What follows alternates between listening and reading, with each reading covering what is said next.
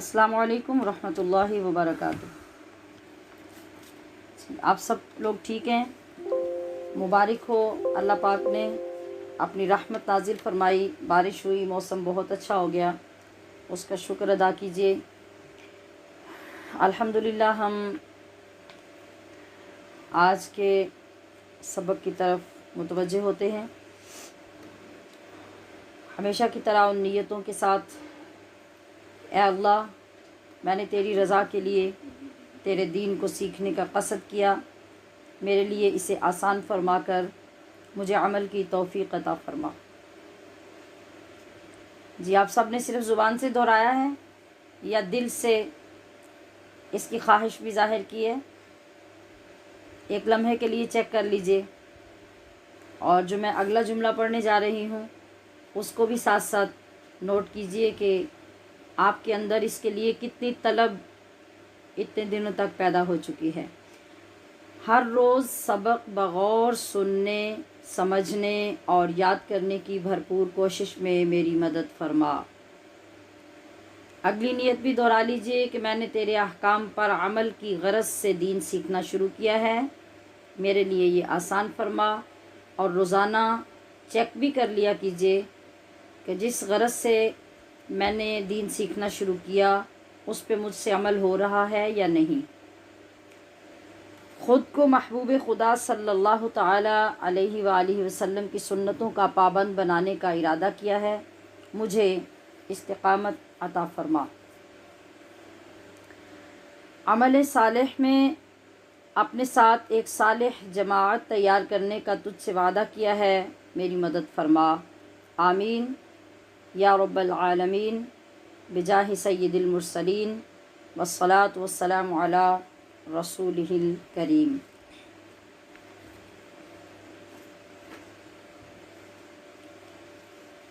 नहमदुहु व नुसल्ली व नुसल्लिमु अला रसूलिहिल करीम। अम्मा बादु फ़अऊज़ु बिल्लाहि मिनश शैतानिर रजीम। बिस्मिल्लाहिर रहमानिर रहीम। कल सूरतुल फ़ातिहा मुकम्मल करने के बाद आज हमारी तवज्जो है सूरतुल इखलास की तरफ, जिससे हम आज 9वें सबक का आगाज़ कर रहे हैं। तो हस्ब मामूल हम पहले सूरतुल इखलास का तलफ़्फ़ुज़ और मखारिज ठीक करेंगे, उसके बाद इसका तर्जुमा समझेंगे और फिर तफसीर की तरफ आएंगे। चलिए शुरू करते हैं। अऊज़ु बिल्लाहि मिनश शैतानिर रजीम।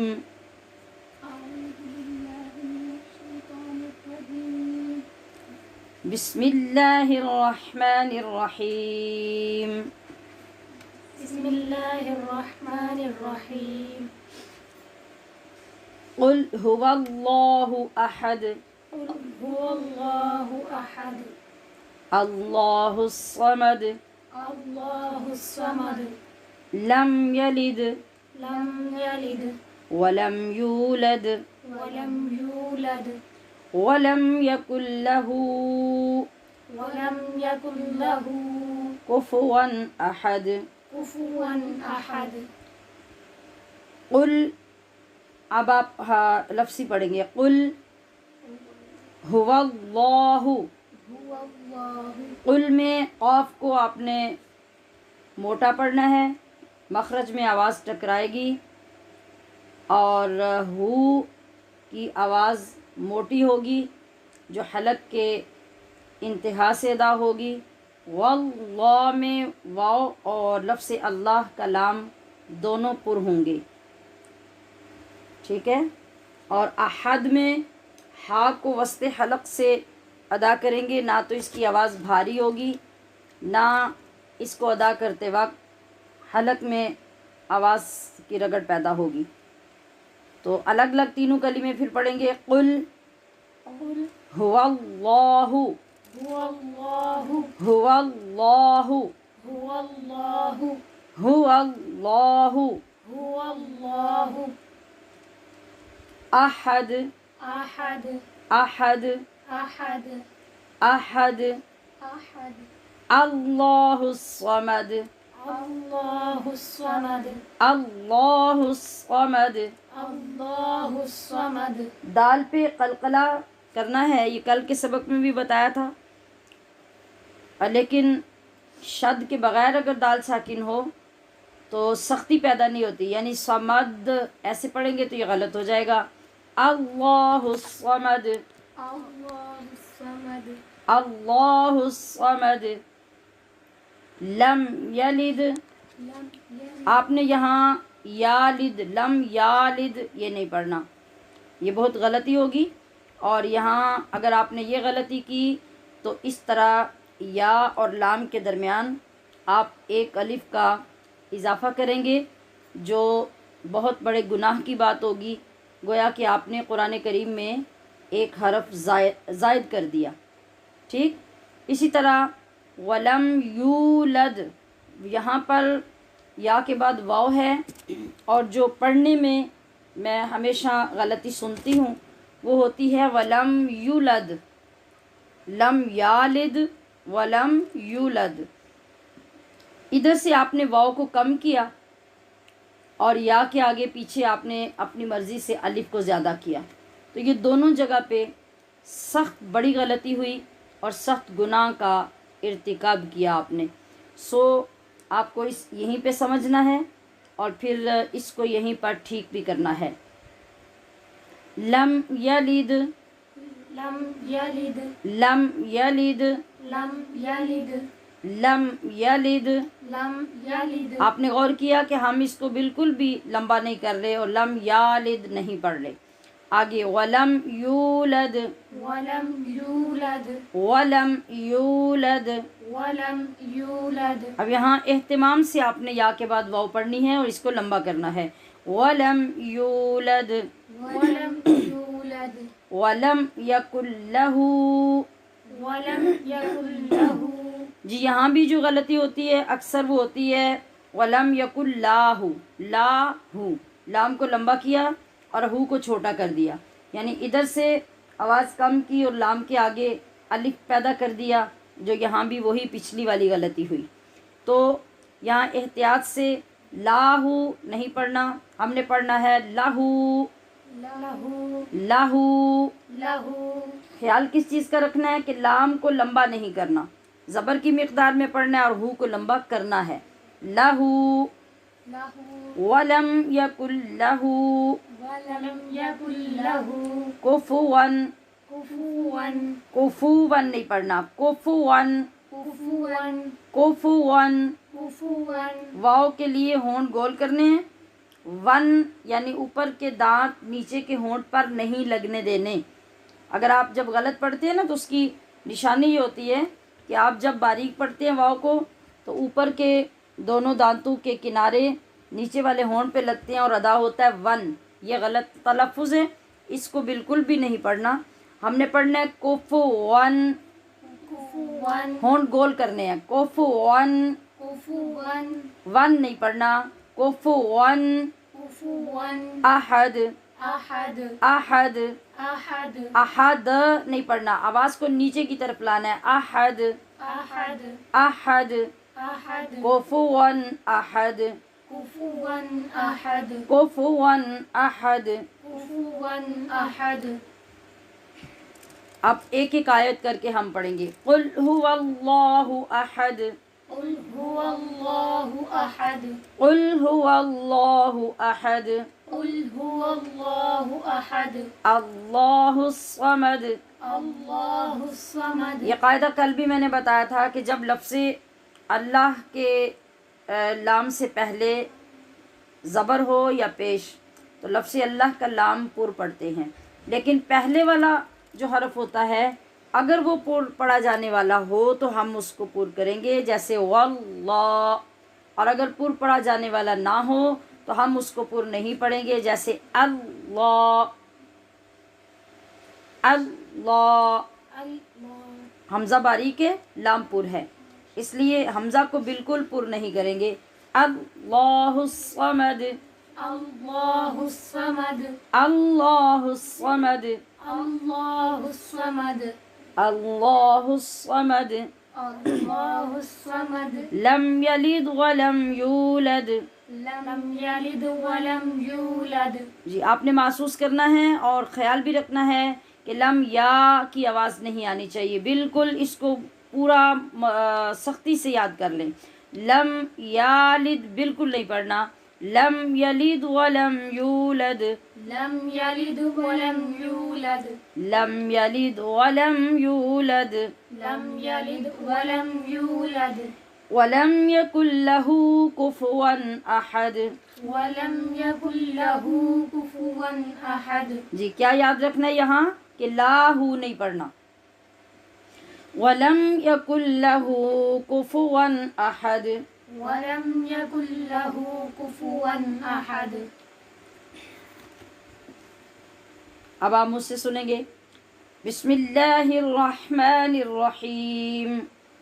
कुल हुवल्लाहु अहद अल्लाहुस्समद लम यलिद वलम यूलद वलम यकुल लहू कुफुवन अहद। अगर हम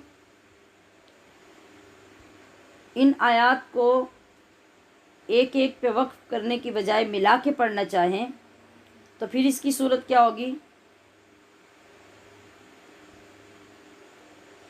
कुल हुवल्लाहु अहदुल्लाहुस समद।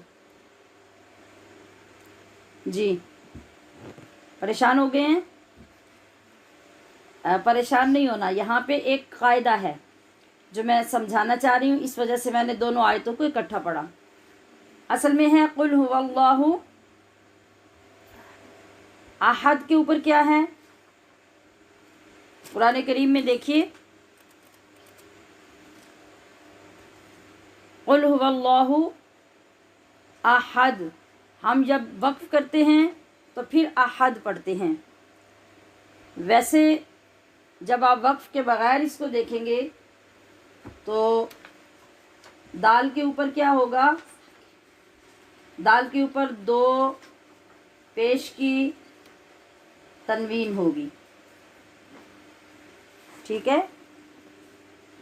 तो जब दो पेश वाली तनवीन को हमने आगे मिलाना है अगली आयत के साथ, तो फिर इसका ये तरीक़ा होता है कि आप ये नहीं पढ़ सकते कुल हुवल्लाहु अहदुन अल्लाहुस समदु। ये तरीक़ा पढ़ने का नहीं होता। ये जो लफ्ज़ अल्लाह के शुरू में हमज़ा है, ये हमज़ा वसली होती है, यानी जब हम पीछे वाले कलिमे को आगे मिलाना चाहते हैं दूसरे कलिमे के साथ, तो फिर ये दरमियान से जो हमज़ा वसली होती है ये गिर जाती है, पढ़ते हुए इसकी आवाज़ ख़त्म हो जाती है। जैसे भी हमने पढ़ा अल्लाह अल्लाह, तो ये हमज़ा पढ़ी, लेकिन जब पीछे वाला कलिमा अगले कलिमे के साथ मिलाएंगे तो फिर क्या करेंगे? फिर ये हमज़ा वसली की आवाज़ को ख़त्म कर देंगे और जो पहले वाला हरफ था उसको लफ्ज़ अल्लाह के साथ मिलाएंगे। अब यहाँ चूँकि अहदुन के ऊपर तनवीन है, तो तनवीन की जो आवाज़ है ज़रा इस पे गौर कीजिए। कुल हुवल्लाहु अहदुन अहदुन, ये आखिर पे क्या आवाज़ आ रही है? नून साकिन की आवाज़, ठीक है? पढ़ने में आपको मैंने पहले भी बताया था कि दो ज़बर दो ज़ेर पेश और नून की आवाज़ एक जैसी होती है, बस लिखने में फ़र्क होता है।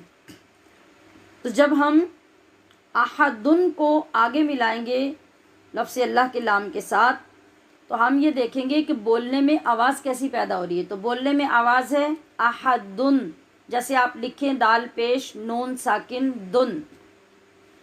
जब हम इस नून को आगे मिलाना चाहते हैं तो कायदा ये है कि जहाँ भी पहले नून साकिन हो तो चंद एक कलिमात के अलावा तजवीद का कायदा ये होता है कि उसके नीचे ज़ेर लगाएं। वो जो दुन की आवाज़ है उसके नीचे ज़ेर लगाएं और फिर उस ज़ेर को अगले कलिमे के साथ मिलाएंगे, ठीक? अब ये आवाज़ पैदा होगी कुल हुवल्लाहु अहदुल्लाहुस समद। अब लफ्ज़ अल्लाह के लाम से पहले नून के नीचे ज़ेर आ गई, तो इस ज़ेर की वजह से ऐसी सूरत में जिसको हम अल्लाहु पढ़ रहे थे उसको बारीक कर देंगे, क्योंकि पहले ज़ेर आ गई है। अब पढ़ेंगे निल्लाहुस समद। ये पढ़ते हुए बाज़ औक़ात जब क़ुर्रा हज़रात पढ़ते हैं तो आम बंदा कंफ्यूज हो जाता है, परेशान हो जाता है कि शायद वो गलत पढ़ रहे हों। इसलिए मैंने सोचा कि आपको ये कायदा समझा दूँ।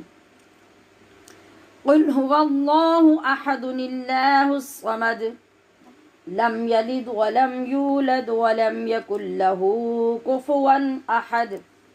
ये जो वलम यूलद है, इसके दाल के ऊपर पहले से ही जज़्म है, इसको हम तब्दील नहीं करेंगे। ये पहले से ही जज़्म वाला है, तो मिलाने की सूरत में भी इसको हम जज़्म के साथ ही पढ़ेंगे, क्योंकि इसका जो दाल है ये मुस्तकिल दाल है, और ये इस लफ्ज़ से पहले जो लम लगा था इसने यूलद के आखिर को जज़्म दिया है। इसको हम तब्दील नहीं कर सकते। जिस तरह वहाँ पे नून का किया था वो सिर्फ नून के साथ कायदा होता है। तो जब हम इन दोनों को मिलाएंगे तो फिर यूँ पढ़ेंगे लम यलिद वलम यूलद वलम यकुल लहू कुफुवन अहद। क़ुल हुवल्लाहु अहदुल्लाहुस समद लम यलिद वलम यूलद वलम यकुल लहू कुफुवन अहद। आप इसको इस तरीक़े से एक सांस में भी पढ़ सकते हैं। और जब एक एक वक्फ करेंगे आयत पर, फिर वही पहले की तरह क़ुल हुवल्लाहु अहद अल्लाहुस समद लम यलिद वलम यूलद वलम यकुल लहू कुफुवन अहद। अब तर्जुमे की तरफ तवज्जो कीजिए। पहला कलिमा है हमारे पास क़ुल। क़ुल का माना फरमा दीजिए। ये मैंने मिसालों में आपको पहले पढ़ाया है कि अगर आप इसको गलत करेंगे और क़ाफ की बजाय काफ पढ़ेंगे तो ये कुल खाने के माने में आ जाएगा, और ये कुफ्र हो जाएगा कि हम अल्लाह को खाने वाली चीज़ बना रहे हैं। लिहाजा बहुत एहतियात से कुल की ही मश्क करनी है और हमेशा कुल ही पढ़ना है। हुआ वो, अल्लाहु अल्लाह है, अहद वो एक है। इसमें अभी तक कोई भी नया लफ्ज़ नहीं आया, ठीक है। हुआ का मतलब ये आपको आता है, हुआ एक गायब शख्स के लिए आता है और हम ज़्यादा गायब लोगों के लिए आता है। अल्लाहु का तर्जुमा हमने हमेशा अल्लाह ही करना है। अहद का माना एक, ये कमो बेश सबको ही मालूम है कि अहद एक को कहते हैं। उसके बाद फिर लफ्ज़ अल्लाह है और उसका तर्जुमा भी यही है। समद, समद का माना जो है ये अक्सर लोग अपनी ज़ुबान में बोलते हैं जब अल्लाह की किसी बात पे हैरानगी और ताज्जुब होता है, तो हम कहते हैं कि अल्लाह बड़ा बेनियाज है। ये आम जुमला बोला जाता है। तो ये जो हम कहते हैं ना बड़ा बेनियाज है, ये बेनियाज समद ही का मतलब है, इसी का तर्जुमा है। इस लिहाज से ये लफ्ज़ भी आसान हो गया। तो अगर आपकी तवज्जो है तो मेरे ख़्याल के मुताबिक इन सारे अल्फाज के मानी आपके लिए आसान हो गए हैं और आप बता सकते हैं। कुल का तर्जुमा फरमा दीजिए। हुआ वो, अल्लाहु अल्लाह है, अहद वो एक है, अल्लाहु अल्लाह, अस्समद बेनियाज है। ठीक। लम जो कलिमा है इसका माना भी हमने जब कलिमात जमा किए थे, हमने आम कलिमात जो लिखे थे उनमें लम का तर्जुमा भी लिखा था, वो होता है ना। तो ये 2-3 मरतबा जो लम आ रहा है हर जगह पे इसका तर्जुमा ना ही होगा, लिहाजा ये भी एक हो गया। वाओ जो 1-2 जगह पे आ रहा है उसका तर्जुमा और ही होगा। लम का माना ना ही होगा और का माना वाओ का माना और होगा। तो अगले कलिमात में से ये भी हमारे लिए आसान हो गया। लम ना, यालिद उसकी कोई औलाद, व और लम ना यूलद वो किसी से पैदा हुआ। इसका तर्जुमा यूँ भी हो सकता है कि ना उसकी कोई औलाद, वलम और ना यूलद वो किसी की औलाद, ना उसकी कोई औलाद और ना वो किसी की औलाद, जिसका उर्दू में हम तर्जुमा करते हैं ना कि ना वो किसी का बाप है और ना किसी का बेटा, ये इसी का तर्जुमा बनता है। लेकिन यहाँ जो हम तर्जुमा कर रहे हैं वो लफ्ज़ का जो मादा है और जो असली माना है ये वलदुन से है, इसलिए हम इसका उसके मुताबिक तर्जुमा कर रहे हैं कि लम यलिद, ना उसकी कोई औलाद, वलम और ना यूलद, वो किसी की औलाद, वलम और ना ही यकुन है और ना ही है, ये किसका माना हुआ? वलम यकुन का। लाहू उसका, गालिबन ये कलिमा भी हमने पढ़ा था, लाहू उसका, कुफुवन, ये कुफू जो लफ्ज़ बोला जाता है निकाह के मामले में भी, कि शरई तौर पे जब हम किसी का निकाह करते हैं, बाज़ ख़ानदानों की बात होती है, ख़ास तौर पे सादात ख़ानदान की बात होती है कि वहाँ लड़के का कुफू होना ज़रूरी है। ये कुफुवन जो होता है इसका मतलब होता है किसी का हम पल्ला होना, हम सर होना, उसके मुकाबल जो है ज़रूरी चीज़ें हैं उनमें बराबरी होना। अहद कोई, अहद का मतलब कोई या एक, ये पहले भी लफ्ज़ गुजर चुका। लम यलिद वलम यूलद, ना उसकी कोई औलाद और ना वो किसी की औलाद, वलम यकुल्लहु और ना ही है उसका कुफुवन अहद, कोई हमसर या हम पल्ला। आपने सूरतुल इखलास की मश्क भी कर ली, इसका तर्जुमा भी आपने सीख लिया, लफ्ज़ी लिखा हुआ भी आपने देख लिया। इसी तरीके से आप इसको नोट करके दोहरा भी सकते हैं, बल्कि आपके सबक में ऑलरेडी स्क्रीन पे लिखा मौजूद रहता है, आप उसको चंद मरतबा पढ़कर मज़ीद पहचान भी हासिल कर सकते हैं। अब इस सूरत का तारुफ कि ये सूरत या मक्की है या मदनी, इसका क्या मतलब? इसका मतलब ये है कि मुफस्सरीन का इसमें इख्तिलाफ है। बाज़ ने कहा कि ये सूरत मक्की है और बाज़ ने कहा ये मदनी है, और बाज़ ने ये भी कहा कि ये सूरत 2 मरतबा नाजिल हुई है, एक मरतबा मक्का में और एक मरतबा मदीना में। इसकी 4 आयात हैं और 15 कलिमात हैं, 47 हरूफ हैं इस सूरत में। इतनी मुख्तसर सी सूरत है, मुख्तसर सी इबारत है, मगर अब हम चल रहे हैं इस सूरत की शान नुज़ूल की तरफ और इसकी तफसीर की तरफ, तो आप जानेंगे कि रब्ब ज़ुल जलाल के कलाम कितने जामे, कितने आला व अरफा हैं, और एक एक कलिमे के अंदर फ़जीलतों की वो शान है कि हम बयान नहीं कर सकते।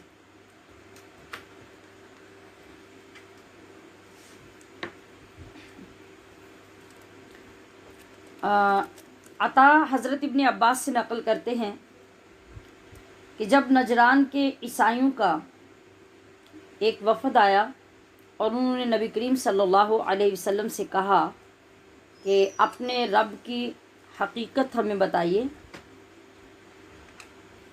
कि वो किस चीज़ का बना हुआ है। ये सवाल सुन के आपको भी हैरानगी होगी कि ये कैसा सवाल है। उन्होंने कहा कि आप बताइए कि आपका रब किस चीज़ का बना हुआ है। वो ज़बरजद का है, याकूत का है, सोने का है, चांदी का है। तो नबी करीम सल्लल्लाहु अलैहि वसल्लम ने इरशाद फरमाया, मेरा रब इन चीज़ों में से नहीं, बल्कि मेरा रब इन तमाम चीज़ों का खालिक है। यानी ये तो सारी चीज़ें अल्लाह की बनाई हुई हैं, तो अल्लाह इनमें से किसी चीज़ का क्यों कर हो सकता है। तब अल्लाह पाक ने उनके जवाब में ये सूरत नाजिल फरमाई और अपने महबूब अलैहिस्सलातु वस्सलाम को हुक्म दिया कि कुल हुवल्लाहु अहद अल्लाहुस समद, ये पूरी सूरत नाजिल हुई। दूसरी रवायत ये है कि शौबी ने हज़रत जाबिर से नक़ल किया कि एक एराबी यानी जो बद्दू थे अरब के, उनमें से एक शख्स आया हजूर सल्लल्लाहु अलैहि वसल्लम के पास, आके कहने लगा कि अपने रब का नसब नामा हमें सुनाइए। तो उस वक़्त अल्लाह पाक ने ये सूरत नाजिल फरमाई।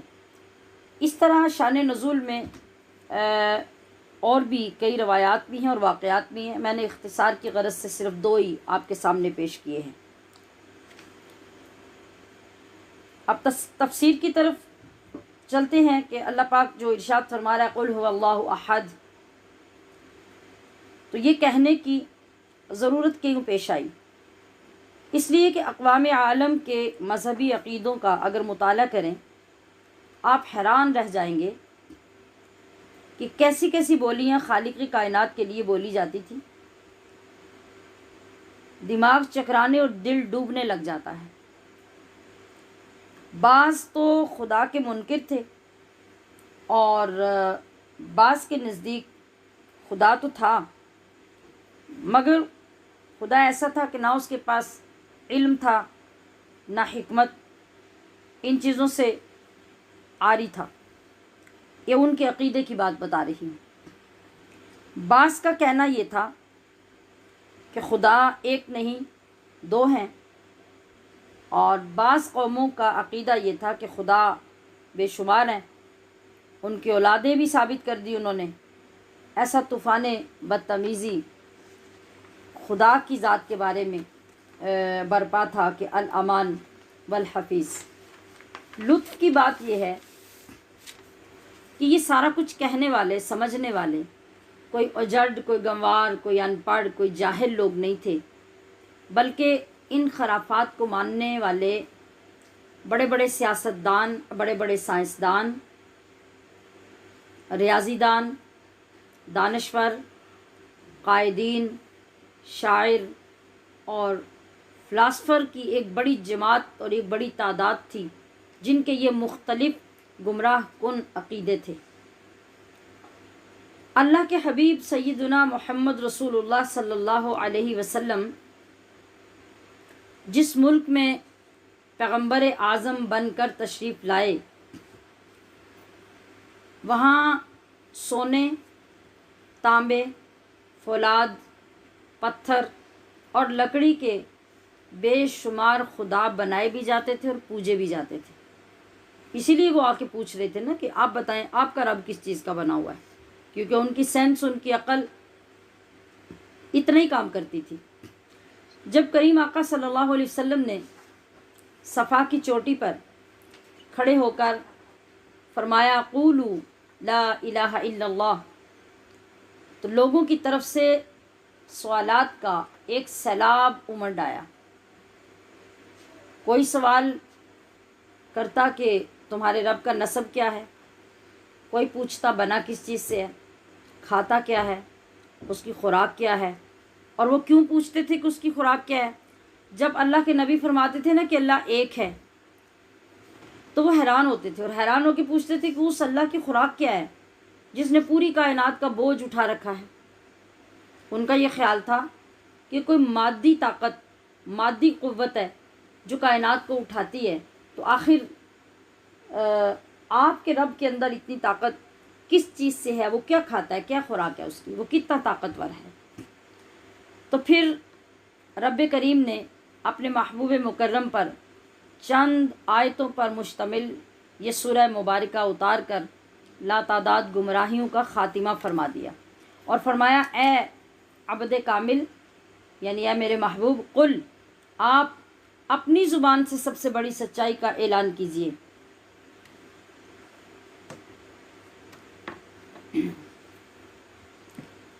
ताकि इनकार बाकी न रहे। तो जब हर शान का हामिल होने के बावजूद, इल्म बेपाया के बावजूद तुम लोगों को बताओगे कि मैं अब भी बंदा ही हूँ, खुदा नहीं बना, खुदा तो ला इलाहा इल्लल्लाह है। फिर अल्लाह ने जो चाहा वो होकर रहा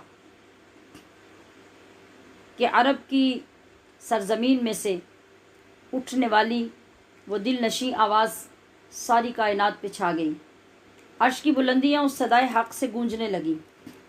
अल्लाह की मखलूक को अपने खालिक का इरफान नसीब हो गया और सब जान गए हुवल्लाहु अहद, कि वो अल्लाह है और वो एक है। अल्लाहु समद, अस-समद की तशरीह उलमा ने अपने अपने अंदाज में लिखी है, मगर मफ़हूम सबका एक ही है, जिसमें से साद बिन जुबैर की तशरीह आपके सामने पेश कर रही हूँ कि उन्होंने फरमाया कि अस-समद का माना है सबका आका, सबका सरदार, वो बादशाह के इनामात हासिल करने के लिए जिसके दरबार का कसद किया जाए और मुसीबतों में जिससे फरियाद की जाए, और ख़ुद ऐसा गनी कि ना खाए ना पिए ना किसी से उसको कोई हाजत हो, इसको कहते हैं अस-समद। लम यलिद वलम यूलद, जाहिल और अनपढ़ लोग ही नहीं बल्कि वो लोग भी अल्लाह के लिए औलाद साबित करते थे जो नबियों और रसूलों पर ईमान लाए थे और जिनके पास आसमानी किताबें भी हिदायत के लिए मौजूद थीं, वो अल्लाह की औलाद मानते थे।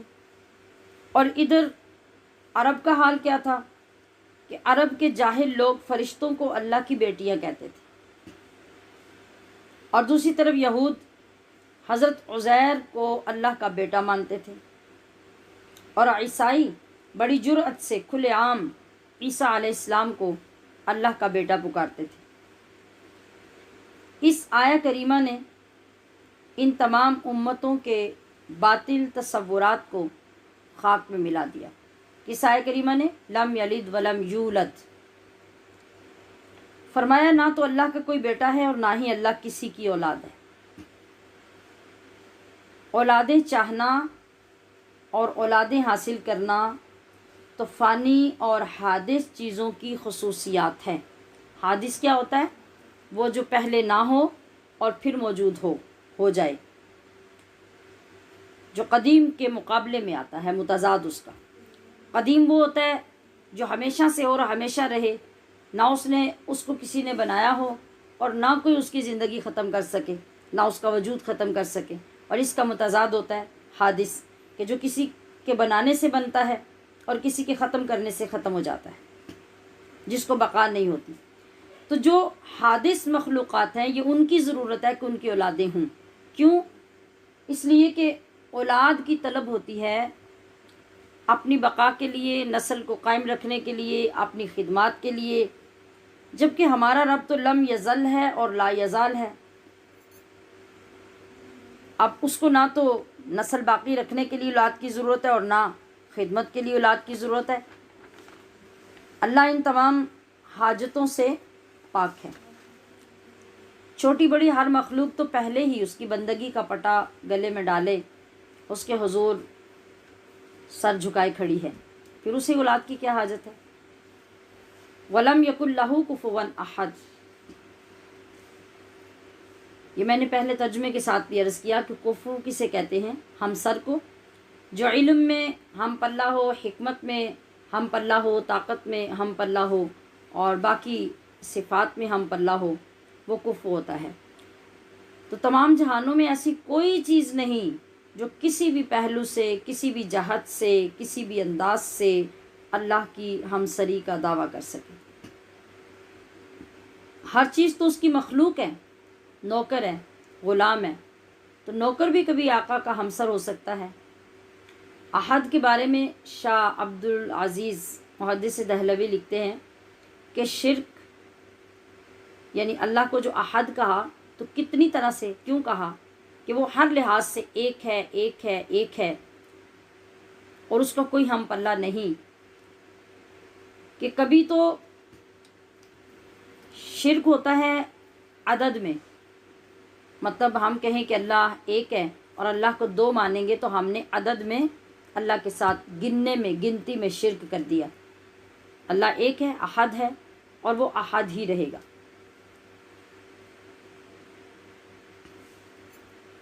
और कभी शिर्क होता है मर्तबे और मनसब में, यानी जो मर्तबा हमारे अल्लाह का है वो किसी और का भी हो तो हमने उस मर्तबे में अल्लाह का शरीक बना दिया। तो जब इस आयत करीमा में लफ्ज़ समद बोला गया तो समद कहकर इस शिर्क को बातिल कर दिया कि ये शिर्क भी अल्लाह के साथ नहीं हो सकता कि अल्लाह किसी का हम मनसब होने से भी, हम मर्तबा होने से भी पाक है। कभी शिर्क होता है नसब में। नसब तो समझते हैं, जो आपका जो एक ख़ानदान है, जो आपकी बरादरी है, जो आपकी पुश्त चल रही है पीछे तक। तो कभी इसमें भी शिर्क हो जाता है, और इस शिर्क को ख़त्म करने के लिए अल्लाह ने फरमाया लम यलिद वलम यूलद, ना उसका कोई नसब, ना उसकी कोई पुश्त, ना उसका कोई ख़ानदान, ना उसकी कोई बरादरी। शिर्क का ये रास्ता भी बंद कर दिया। और कभी शिर्क किसी काम में हो सकता है कि वो काम अल्लाह करता है तो यही काम कोई दूसरा भी कर सकता है, तो अल्लाह के काम के साथ हमने किसी को शरीक ठहराया, तो इसकी तरदीद अल्लाह करीम ने लम यकुल लहू कुफुवन अहद कहकर फरमा दी। इस वजह से ये सूरत इखलास के साथ, यानी इखलास के नाम के साथ ज़्यादा मशहूर हुई, क्योंकि हर लिहाज से इसमें अल्लाह की ज़ात और तौहीद को खालिस करके बयान किया गया, लिहाजा ये सूरत इखलास के नाम से ज़्यादा मशहूर होगी। हालांकि सूरह फातिहा की तरह इसके भी कई नाम हैं। मसलन इसका नाम सूरह तौहीद भी है, क्योंकि सबसे आला दर्जे की तौहीद इस सूरत में बयान हुई है। सूरतुल अमान अल अमान, ये भी इसका नाम है कि इस सूरत की वजह से इंसान को जब इसको वो अपनाता है, इसका इकरार करता है, तो दुनिया और आखिरत में उसे अमान मिलती है। सूरत तजरीद और सूरत तफरीद, ये भी इसके नाम है, यानी ये इसके अंदर अल्लाह का मुजर्रद होना और मुफरद होना, तन्हा होना और अकेला होना बयान हो रहा है। सूरतुल मानिआ, कि अगर आप इस सूरत को सीख लेते हैं, अमल करते हैं, इसकी तिलावत करते हैं, तो ये दोज़ख के अज़ाब को रोकने वाली बन जाती है। तो इसी तरह और भी इसके कई नाम हैं। इस सूरह मुबारका की फ़जीलत क्या है और अहमियत क्या है?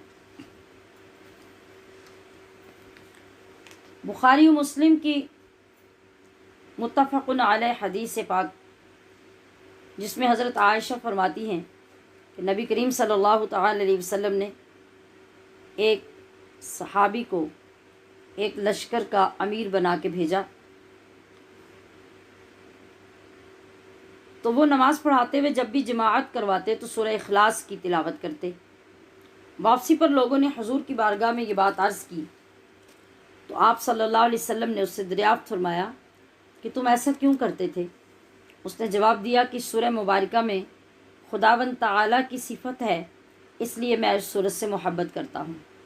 नबी अलैहिस्सलाम ने फरमाया कि अल्लाह करीम फरमा रहा है कि तुम मेरी वजह से इस सूरत को महबूब रखते हो, तो मैं इसकी वजह से तुम्हें महबूब रखता हूँ। हज़रत अबू हुरैरा रज़ी अल्लाह ताला अन्हु फरमाते हैं कि नबी अलैहिस्सलातु वस्सलाम ने एक रोज़ सहाबा से फरमाया, इकट्ठे हो जाओ, मैं तुम्हें 1/3 कुरान करीम सुनाऊंगा। 1/3 का मतलब तीसरा हिस्सा, गोया कि 10 सिपारे। तो जितने लोगों तक इत्तिला मिली वो सब जमा हो गए, हजूर तशरीफ़ लाए, सूरत इखलास सुनाई और हुजरे में तशरीफ़ ले गए। लोग कहने लगे, हजूर ने तो फरमाया था कि 1/3 कुरान सुनाएंगे, मगर आपने तो एक सूरत पढ़ी और आप वापस तशरीफ़ ले गए। हजूर फिर वापस आए और फरमाया, मैंने 1/3 कुरान सुनाने का ही कहा था ना, तो कान खोल कर सुन लो, ये सूरत 1/3 कुरान ही के बराबर है। 1/3 कुरान क्यों कहा इस सूरत को? इसकी कई वजूहात हैं, जिनमें से एक वजह यह है कि कुरान में ज़्यादातर 3 चीज़ों पर पूरी तवज्जो दी गई है बयान करने में। एक तौहीद पर ईमान लाने पर, एक रिसालत पर ईमान लाने पे, और एक क़यामत पर ईमान लाने पे। कितनी चीज़ें हो गई? तौहीद, रिसालत, क़यामत, 3 चीज़ें। जबकि इस सूरत में यानी सूरह इखलास में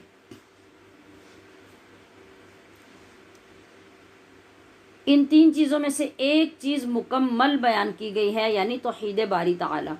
तो 3 में से तीसरी जब पूरी बयान की गई तो ये कुरान पाक का तीसरा हिस्सा बना, इसलिए इसको तिहाई कुरान के बराबर कहा गया। तफसीर कबीर में ये रवायत नकल की गई है कि एक बार रसूलुल्लाह सल्लल्लाहु अलैहि वसल्लम मस्जिद में तशरीफ़ लाए और एक शख्स को देखा, वो यूं दुआ कर रहा था, अस्अलुका या अल्लाह या अहद या समद या मन लम यलिद वलम यूलद वलम यकुल लहू कुफुवन अहद।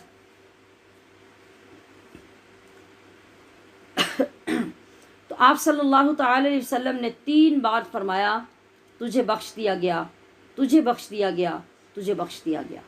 यानी इस शख्स ने इसमें आज़म का वसीला देकर अल्लाह से दुआ मांगी। तो इन अल्फाज के साथ जो दुआ कर रहा है, आपने 3 बार तहकीक के साथ फरमाया कि इस शख्स की बख्शिश हो गई और यकीनी तौर पे हो गई। ये फजीलत बयान हो रही है सूरतुल इखलास की। हज़रत अनस बिन मालिक बयान करते हैं, एक दिन हम नबी अलैहिस्सलातु वस्सलाम के साथ तबूक में थे। तो जिस दिन हम तबूक में थे उस दिन जो सूरज निकला, ऐसा साफ़ और शफ़ाफ, ऐसी रोशन किरणें, ऐसा नूर कि कभी उससे कबल देखा ही नहीं। ऐसे में जिब्रील अमीन हाजिर हुए। आका अलैहिस्सलातु वस्सलाम दरियाफ़्त फरमाते हैं, जिब्रील आज सूरज का ये अंदाज़ मुख्तलिफ और नया है, क्या वजह है? अर्ज़ की, या रसूलल्लाह, आज मदीना मुनव्वरा में मुआविया बिन मुआविया अल-लैसी अल-मुज़नी का इंतकाल हो गया है। उनके जनाजे के लिए अल्लाह ताला ने आसमान से 70,000 फरिश्ते भेजे। आपने फिगर पे गौर किया? 1-2 फरिश्ता नहीं, 8, 10, 20, 50, 100, 700 नहीं, 70,000 फरिश्ता। ये जिब्रील ख़बर दे रहे हैं आका अलैहिस्सलातु वस्सलाम को, और रिवायत करने वाले हज़रत अनस बिन मालिक हैं। फरमाया, किस अमल की वजह से? अर्ज़ की, आका हर वक्त रात दिन चलते फिरते सोते जागते सूरत इखलास पढ़ा करते थे, और इस शर्फ की वजह से अल्लाह करीम ने उन्हें इतनी शान अता की कि उनके जनाजे के लिए 70,000 फरिश्ते भेजे। अब यहाँ तक तो यकीनन आप महसूस भी, हैरान भी, मुताज्जब भी हो रहे होंगे कि क्या इतनी मुख्तसर इबारत की इतनी शान भी हो सकती है। और ये तो किसी के लिए भी मुश्किल नहीं है। किसी भी वक्त में आपको याद आ जाए, आप एक मरतबा पढ़ लें, फिर याद आ जाए, फिर पढ़ लें, फिर याद आ जाए, फिर पढ़ लें, नमाज के बाद पढ़ लें, नमाज के अंदर तो पढ़ी जाती है। तो मुश्किल काम भी नहीं है, और याद भी कमो बेश हर मुसलमान शख्स को याद है। तो अल्लाह रब्बुल इज़्ज़त इतना एजाज़ अता फरमा रहा है। अब वो फरिश्ते तो आए, 70,000 फरिश्ते जब दिन में सुबह के वक़्त नाजिल हुए हैं, तो उनकी नूरानियत की वजह से आज धूप के अंदर भी एक और अजीब सी नूरानियत शामिल हो गई है, शफ़ाफ़ियत शामिल हो गई है। तो जब ये वजह बताई तो ख़ुद ही हज़रत जिब्रील अर्ज़ करते हैं, या रसूल अल्लाह, अगर आप चाहें तो मैं ज़मीन समेट दूँ। ज़रा उस शख्स के मुक़द्दर पे गौर करते जाइए। कहा कि आका, अगर आप चाहें तो मैं ज़मीन समेट दूँ और आप मुआविया बिन मुआविया का जनाजा पढ़ लें। आपने इजाज़त फरमाई। जिब्रील ने पर मारा तो रास्ते में जितने पहाड़ और दरख्त थे वो सब ज़मीन पर बिछ गए, और मदीना तैयबा में रखा हुआ मुआविया इब्ने मुआविया का जनाज़ा नबी अलैहिस्सलातु वस्सलाम की निगाहों के सामने नज़र आने लगा।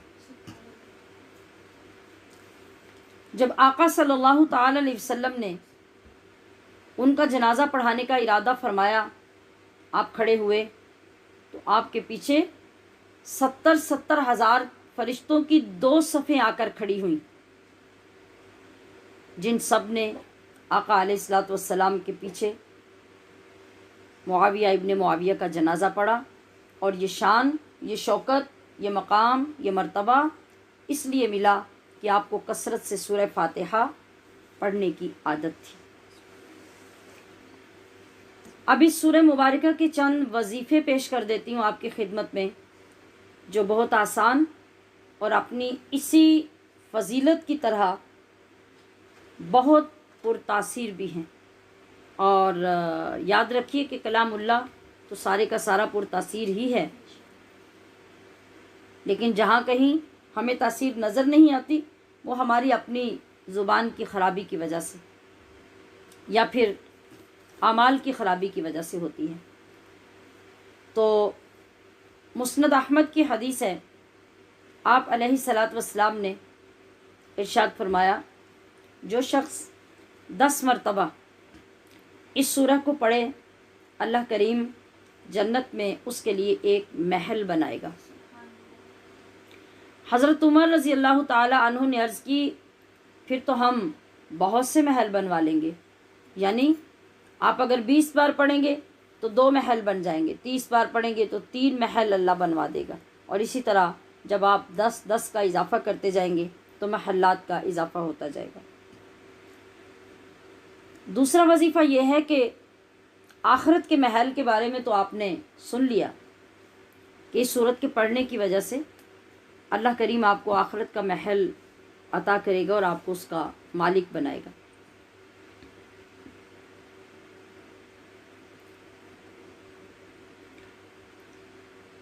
मगर दुनिया में जो शख्स गरीब है, मुफलिस है, मफलूकुल हाल है, तो ये सूरत उसको भी महल्लात दिलाती है। इस तरह के इमाम तिबरानी ने इसका एक मुअस्सर वजीफ़ा नकल किया है। आप फरमाते हैं कि जो शख्स घर में दाखिल होते हुए सलाम करने के बाद सूरत इखलास एक बार पढ़ लिया करें तो उसके घर और उसके पड़ोसियों के घर से भी गरीबी दूर हो जाएगी। कितना वक्त लगता है?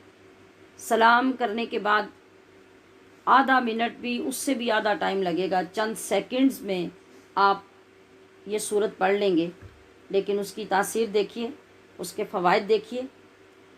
और सलाम का तरीक़ा जो हमें सुन्नत मुस्तफ़ा सल्लल्लाहु अलैहि वसल्लम से या आपके फरमाने आली शान से मालूम होता है, वो क्या है कि जब आप घर में दाखिल हों तो आप अस्सलामु अलैकुम कहें और आवाज़ के साथ कहें कि घर के अफराद सुन सकें।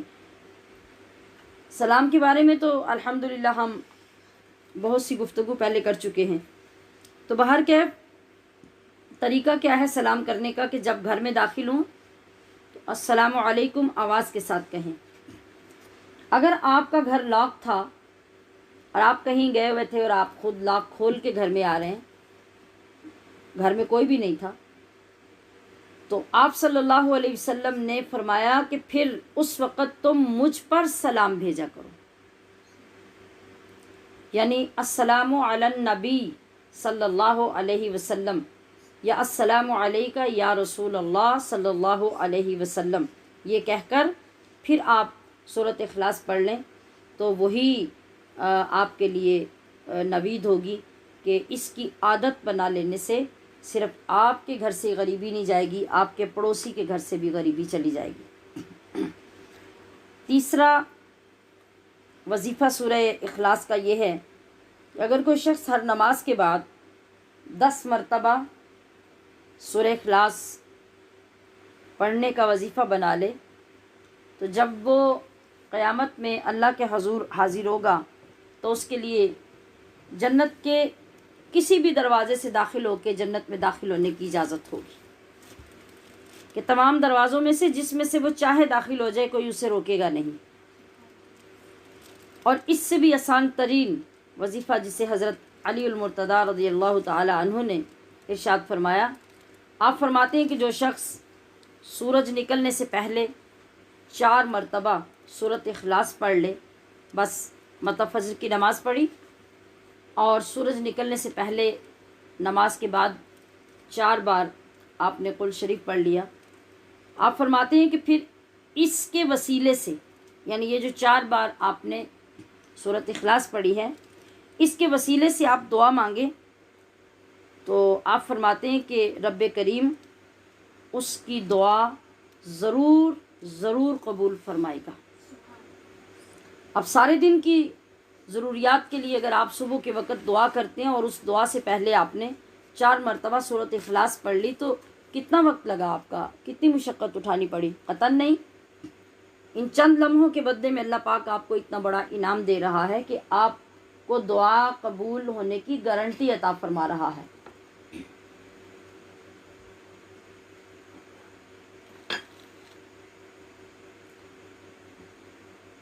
जी, तो माशाल्लाह आपने सूरतुल फातिहा के बाद आज सूरतुल इखलास भी पढ़ ली, इसकी फ़जीलत भी सुन ली और इससे मुताल्लिक़ वज़ाइफ भी सुन लिए।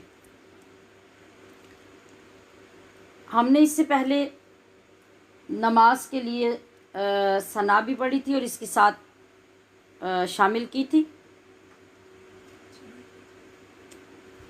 तो इसको इस तरीक़े से चलाने का मकसद ये था कि इधर से हमारा जो हिस्सातुल कुरान है वो भी आगे बढ़ता रहे और इसी से हमारी नमाज को फ़ायदा होता रहे कि हम जल्द अपनी नमाज के अल्फाज दुरुस्त कर लें, ताकि ज़िंदगी का इतना हिस्सा जो हमारा गलतियों के साथ गुज़रा है उसकी जल्दी तलाफ़ी हो जाए। तो इंशाअल्लाह कल आगे हम इसके बाद आखिरी दोनों सूरतों की तरफ। जी, इसमें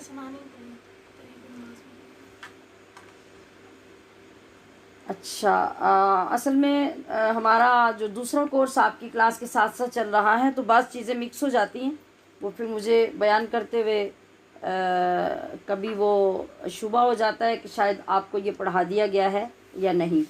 तो बच्चे बता रहे हैं कि सना हमने अभी नहीं पढ़ी, तो अब हम इसके साथ अगले सबक में सना भी शामिल करेंगे और फिर जो नमाज की अगली चीज़ें हैं हम उनको भी साथ हिस्सा फ़िक़्ह में चलाएंगे और इसके साथ आगे हम सूरतें मज़ीद पढ़ेंगे इंशाअल्लाहुल अज़ीज़।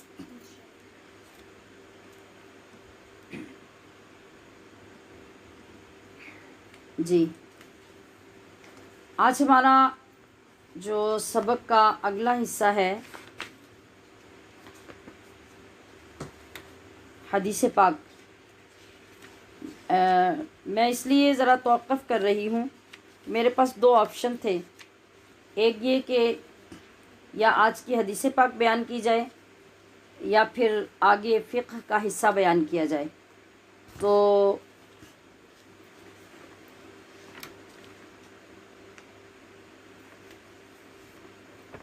हदीस पाक आज बिल्कुल डिफरेंट है आपके लिए, ये समझें कि एक ख़ुसूसी तोहफ़ा है और ये लेंथी भी है, इसलिए फिर मैं ये चाह रही हूँ कि आज सिर्फ़ इस हदीस पाक पे ही हम गुफ्तगू करते हैं कि यकीनन इसी में हमारा टाइम मुकम्मल हो जाएगा।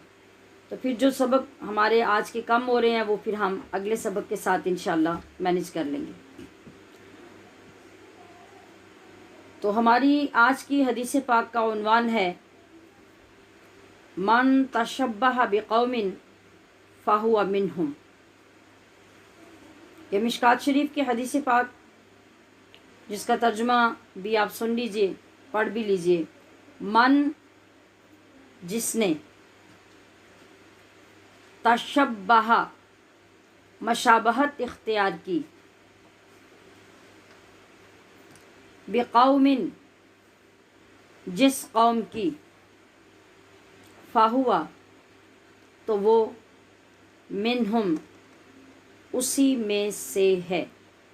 यानी उसी कौम में से या उन्हीं लोगों में से। हम चूँकि जमा का सीगा है तो अगर हम लोग तर्जुमा करेंगे तो फिर होगा उन्हीं में से, और अगर लोगों को बहैसियत कौम लेंगे तो फिर उसी में से। मन तशब्बहा, जिसने मशाबहत इख्तियार की, बेकौमिन, जिस कौम की, फ़ाहुआ, तो वो मिनहुम, उसी कौम में से है, यानी उसी में शुमार किया जाएगा, उसी में उसका हशर होगा, उसी में उसका नशर होगा। ये मैंने बड़े ख़तरनाक लफ्ज़ बोले हैं, इनकी तरफ मुकम्मल तौर पे मुतवज्जे रहिएगा। मिशकात शरीफ की हदीस है और इस हदीस पाक में उन लोगों के लिए वार्निंग है जो शरीयत इस्लामिया और मुस्लिम कल्चर की बजाय यहूद व नसारा और दीगर गैर मुस्लिमों की वज़ाक़ता और रहन सहन अपना कर फ़ख्र करते हैं, जबकि हमारे प्यारे आका सल्लल्लाहु अलैहि वसल्लम का फरमान है, खालिफुल यहूदा वन नसारा। खालिफू का मतलब है मुखालफत करो या मुखालफत रखो। अल यहूदा, यहूद की, वन नसारा, और नसारा यानी ईसाइयों की। आपकी तवज्जो मेरे जुमले की तरफ है। रसूलुल्लाह सल्लल्लाहु अलैहि वसल्लम हुक्म दे रहे हैं कि यहूदो नसारा की मुखालफत करो। किस चीज़ में? उनके रस्मों रिवाज में, उनके तौर तरीक़े में, और अपनी ज़िंदगी के तमाम उमूर सुन्नत महबूब अलैहिस्सलाम के मुताबिक करो। ये हमारी पहचान, हमारे लिए अल्लाह और उसके रसूल का हुक्म और उसका जो अंजाम है वो आगाज़ में बता दिया। ये हदीस पाक आपने ज़ुबानी याद करनी है ना, रोज़ की हदीसों में से ये आपकी हदीस है। मन तशब्बहा बिक़ौमिन फ़हुवा मिनहुम। तो सबसे बड़ी मुखालफत हमारे मुसलमान मर्द जो अपने महबूब अलैहिस्सलाम की सुन्नत की करते हैं, बजाय यहूद व नसारा की मुखालफत करने के, ये अपने ही नबी की मुखालफत करते हैं। और वह सबसे बड़ी मुखालफत क्या है?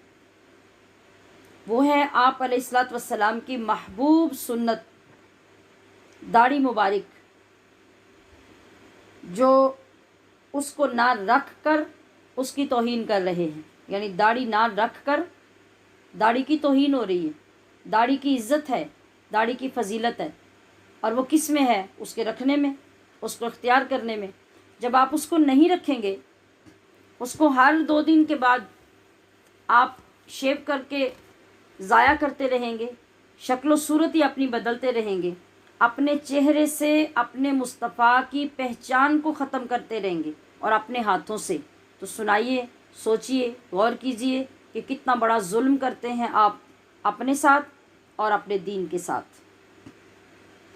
और ख़वातीन अपने प्यारे नबी के फरमान की जो सबसे बड़ी मुखालफत कर रही हैं कि आप अलैहिस्सलाम ने फरमाया पर्दा करो, और वला तबर्रजन तबर्रुजल जाहिलियतिल ऊला, आपने फरमाया कि पहले पुराने ज़माने की औरतों की तरह बन संवर कर बाहर ना फिरो।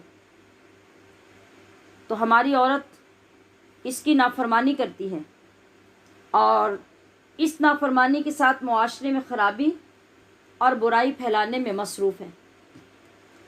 एक इस्लामी मुल्क में मुसलमानों की बेटियां जिस शर्म व हया से आरी लिबास में मलबूस बाप भाइयों के सामने और उनके साथ घरों में रहती हैं, ये सारे बाप भाई सोच लें कि कल अपने नबी को क्या जवाब देना है।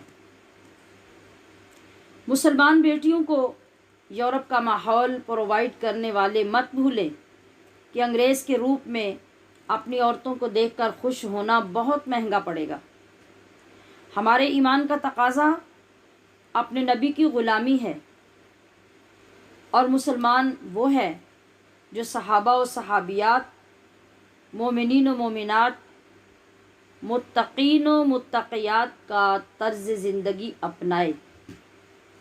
और उन सब की ज़िंदगियाँ चलने फिरने, खाने पीने, उठने बैठने, लिबास और तर्ज़ मुआशरत में नबी अलैहिस्सलाम ही की नकल थी। आइए एक इंतहाई असर अंगेज़ और रोंगटे खड़े कर देने वाली असल हकीकत आपके सामने रखती हूँ। आपके ईमान पर डिपेंड करेगा कि आप कितनी खुद की इस्लाह करते हैं, ख़ा हमारे बरखुरदारान या बरादरान या फिर हमारी अजीज़ात और तालिबात जो भी सुन रहे हैं। ये आप सब पर और आप सब के ईमान पर डिपेंड करेगा कि आप कितनी खुद की इस्लाह करते हैं और कितना खौफ और तक़वा आपको इसके सुनने के बाद नसीब होता है। मैं आपको कोई कहानी और अफसाना या नावल सुनाने नहीं जा रही, बल्कि ये एक ग्राउंड रियलिटी है, ज़मीनी हकीकत है। हकीकत पर मबनी वो बात है जो दुनिया और आखिरत के साथ ताल्लुक़ रखती है, जो मैं आपको सुना रही हूँ। सल्तनत मुग़लिया का दौर जब ज़वाल पज़ीर हुआ और अंग्रेज़ी इक़्तिदार ज़ाहिर हुआ, तो लखनऊ में एक अंग्रेज़ को कमिश्नर तैनात किया गया।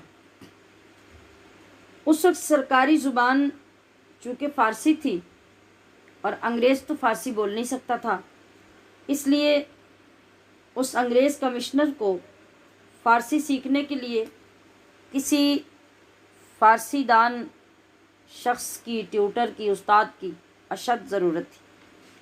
लिहाजा एक मशहूर मारूफ शख्सियत जिनका नाम मुल्ला सिराजुद्दीन था, उनकी खिदमत हासिल की गई। मुल्ला साहब हर रोज़ दोपहर में 4 बजे ट्यूशन पढ़ाने आते। असर और मगरिब की नमाज कमिश्नर की कोठी में ही अदा करते। कमिश्नर की एक नौजवान बेटी थी, इंतहाई खूबसूरत, सरापाए हुस्न, ज़ोहरा जमाल, दिलकशी का मुजस्समा, आप जितनी भी तारीफ़ कर लें। मगरबी घराने की चश्मो चिराग, ये हमारी मुसलमान बेटियां सुने, मगरबी घराने की चश्मो चिराग, मगर वो हर वक्त अलग थलग अपने ही घर में सबसे अलग पर्दे में रहा करती। इकलौती बेटी, मिजाज में बड़ी निफासत, तबीयत में लताफत, सीरत व खसलत के एतबार से नहायत थी पाक तीनत, शरीफ तबा, शर्म व हया, जहानत व दानाई, इसका कोई जवाब नहीं था। वालिदैन इसरार करते रहते मगर वो कभी उनके साथ गिरजा घर में इबादत के लिए नहीं गई। कुछ बड़ी हुई तो अपने ही मिजाज के तकाजे के मुताबिक दरसगाह से तालीमी सिलसिला ख़त्म कर दिया। अब घर पर ही उसे लेडी टीचर्स का इंतज़ाम करके दिया गया और वो टीचर्स घर में आती, उसको पढ़ाकर चली जाती। उधर कमिश्नर साहब का फ़ारसी पढ़ने का सिलसिला भी चल रहा था। मुल्ला साहब मगरिब की नमाज के बाद आवाज़ के साथ अपने कमरे में तिलावत भी किया करते, नमाज भी अदा करते। वो चूँकि बहुत अच्छे मुजव्विद कारी थे, आवाज़ के साथ जब कुरान करीम पढ़ते होंगे तो यकीनन फ़ज़ा में एक अलग ही नूर छा जाता होगा। एक दिन तिलावत के ऐन वक्त कमिश्नर की बेटी उस कमरे के पास से गुज़री जिसमें मुल्ला जी नमाज पढ़ा करते थे और उनको उनके मुताले वगैरह के लिए दिया गया था। जब वहाँ से वो गुज़री तो कलाम पाक की तिलावत सुनकर उसके कदम रुक गए। बेखुद होकर आगे बढ़ी। पर्दे की ओर से मुल्ला जी को तिलावत करते देखा। कुछ देर सुनती रही। कुरान करीम के नूर की बारिश जो हुई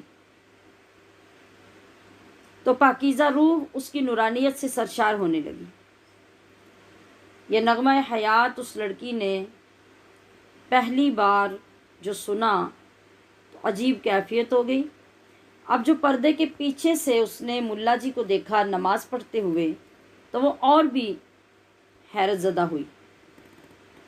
उसने गौर किया कि ये खड़ा होना, फिर झुक जाना, फिर ज़मीन पे माथा टेकना, ऐसा कुछ पहले तो कभी नहीं देखा था। उसे ऐसे महसूस हुआ जैसे कोई ताकत उसको अपनी तरफ खींच रही हो। ये सब कुछ देखने के बाद वो अपने कमरे में वापस आ गई। उस रात वो सोई नहीं। पुरानी आयात का वो कैफ और वो आवाज़ें जो दिमाग में सरायत कर गई थी वो सोने नहीं दे रही थी।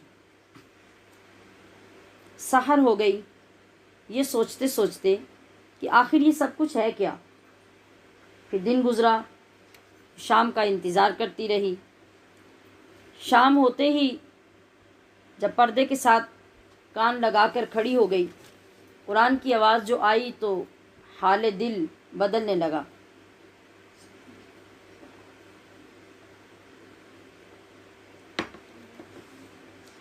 आज तो बाकायदा आंखों से आंसू भी जारी थे।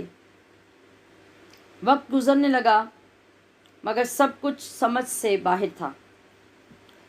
कई महीने गुजर गए। ईसाई ख़ानदान की ये लड़की कुरान और नमाज के इश्क में मुब्तला होकर गायबाना तौर पर मोहब्बत रसूल में सरशार होती गई।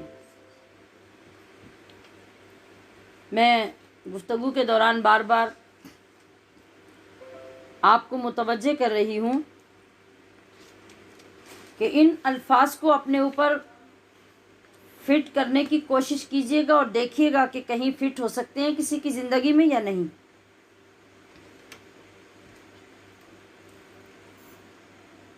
तो मैं ये बता रही थी कि वो सोचती रहती कि जिस रसूल के दुनिया से हज़ारों साल पर्दा करने के बाद भी उसके कलाम में इतनी कशिश है तो ख़ुद रसूल सल्लल्लाहु अलैहि वसल्लम की शख्सियत कैसी होगी। काश ज़िंदगी में कभी एक बार हमने भी इतने दर्द से अपने नबी को सोचा होता।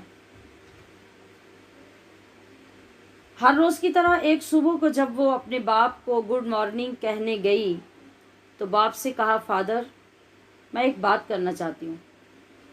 बाप ने गोया कुर्बान होते हुए कहा कि मेरी बेटी मुझसे फरमाइश करे। कहा, बेटी बोलो। तो बेटी कहती है कि मुझे शौक़ है कि मैं भी मुल्ला जी से फ़ारसी पढ़ूँ। बाप ने फ़ौरन इजाज़त दे दी। बहुत जल्द ही फ़ारसी ज़ुबान की कई किताबें उस लड़की ने पढ़ ली। एक दिन मुल्ला जी से कहने लगी, आप मुझे पैगंबर इस्लाम की सीरत की कुछ किताबें ला दीजिए।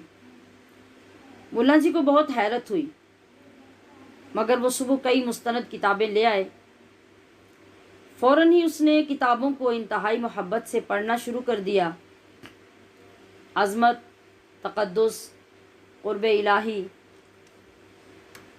जलवा आराई, इल्म व हिकमत, ज़ुहद व इबादत के मंज़र जब उसने सीरतुर रसूल सल्लल्लाहु अलैहि वसल्लम में पढ़े तो एक दिन बेसाख्ता पुकार उठी, ए मोहम्मद सल्लल्लाहु अलैहि वसल्लम के रब, तू गवाह रहना कि मसीही मज़हब से निकल कर तुझ पर और तेरे आखिरी रसूल पर मैं ईमान लाती हूँ। मुझे आइंदा कुफ्र की नहुसत से बचाना। और फिर फजर के वक्त मस्जिद से आने वाली अजान के साथ वो उठी तो उसने महसूस किया कि ज़िंदगी का अनोखा ही सरूर है, ज़िंदगी बदल चुकी है। नमाज से दिन का आगाज़ किया, सारा दिन गुज़रा। शाम में जब मुल्ला सिराजुद्दीन तशरीफ़ लाए तो साहबजादी नमाज के बाद उनके पास पढ़ने आई। वो हैरान हो गए। लड़की बोली, हैरत नहीं कीजिए, मुझे कलिमा पढ़ाकर मेरे ईमान के गवाह बन जाइए। मैं अपना नाम फ़ातिमा रख चुकी हूँ। मुल्ला जी कहने लगे कि साहबजादी अभी आपको ऐलान नहीं करना चाहिए, ये आपके लिए भी और मेरे लिए भी ख़तरनाक हो सकता है। फ़ातिमा खामोश हो गई, मगर फ़ारसी की किताबें मुकम्मल होने के बाद उसने कुरान करीम पढ़ना शुरू कर दिया। वो जानती थी कि अगर किताबें मुकम्मल हो जाने के बाद मैंने मुल्ला सिराजुद्दीन साहब को छुट्टी करवा दी तो मेरी आने वाली ज़िंदगी में जब मुझे उनकी ज़रूरत पड़ने वाली है फिर मैं उनसे मिल नहीं सकूँगी। उसने कुरान करीम पढ़ना शुरू कर दिया और घर वालों से छुपकर 5 वक़्त की नमाज़ें भी शुरू कर दी। छुपकर इसलिए कि वो एक शहज़ादी थी, उसके लिए ज़िंदगी के तमाम तर इंतज़ामात अपने थे। अपना अलग कमरा था, अपना सेटअप था, घर में इकलौती थी, लाडली थी। उसके मिजाज और उसकी तबीयत के ख़िलाफ़ कभी कोई करने का सोच भी नहीं सकता था। वो दरवाज़ा खोले या ना खोले किसी को जुर्रत नहीं थी। तो वो हर नमाज के वक्त में अपने कमरे का दरवाज़ा बंद करती और नमाज़ पढ़ लेती और फिर रात को उठकर तहज्जुद भी पढ़ती।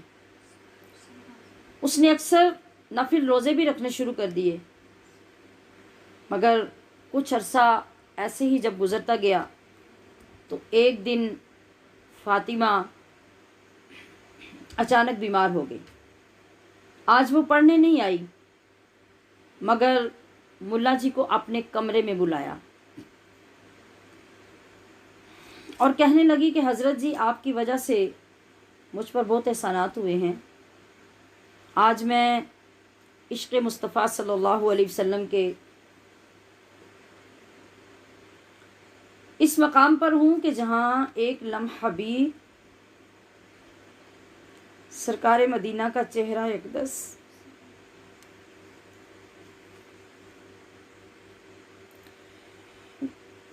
मेरी निगाहों से ओझल नहीं होता। मुझे महसूस हो रहा है कि मैं ज़िंदगी के आखिरी लम्हात में हूँ। मेरी तैयारी मुकम्मल है। मैं चाहती हूँ कि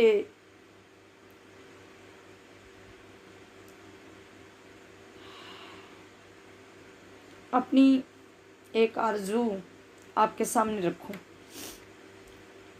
अगर आप मुझे पूरा करने का यकीन दिला दें तो मेरी एक वसीयत है। बोली, आपको मालूम है कि मेरे घर वाले मेरे इस्लाम लाने से बेखबर हैं, लिहाजा वो मुझे अपने मज़हब के मुताबिक अपने कब्रिस्तान में ही दफन करेंगे। मेरी मुअद्दबाना अर्ज़ है कि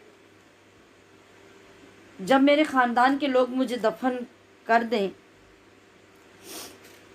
तो मेरा ताबूत कब्र से निकाल कर उसे इस्लामी तरीक़े से मुसलमानों के कब्रिस्तान में दफन कर दें। ये कहने के बाद फ़ातिमा ने अल्लाहु अकबर आखिरी सलाम किया और कहा कि अब हमारी मुलाकात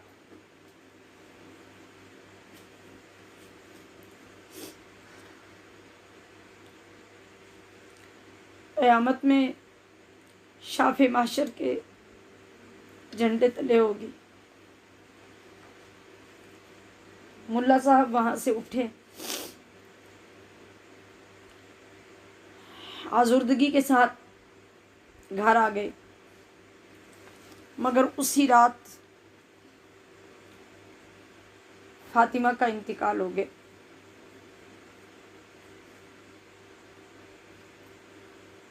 सुबह तक पूरे इलाके में खबर फैल गई। क़यामत का मंजर था।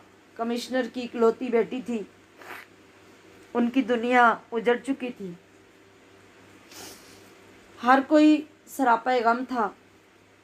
आखिरकार आखिरी रसूमात अदा की गईं और ईसाइयों के कब्रिस्तान में उस नौजवान लड़की को दफन कर दिया गया। मुल्ला साहब भी कब्रिस्तान में गए और कब्र की पहचान रख कर वापस आ गए। अब अज़ीज़ तालिबात और मुहिब्बात इस्लाम, अपने दिलों पे हाथ रख लीजिए। हमें गैरों की नकलें करने और उनके लाइफस्टाइल पसंद करने का अंजाम नज़र आने लगा है। सब बहुत अजीब हो रहा था, बहुत रिस्क था, ख़तरा था। आप क्या समझते हैं कि किसी की जवान बेटी की लाश निकालना कब्रिस्तान से, ये कितना बड़ा फसाद हो सकता था, कितना बड़ा तूफ़ान खड़ा हो सकता था, और ऐसा किया भी जा सकता था या नहीं। मगर ये ईमान का जज्बा था, ईमान की ताकत थी, और एक ईमान लाने वाली लड़की के साथ किया गया वादा था।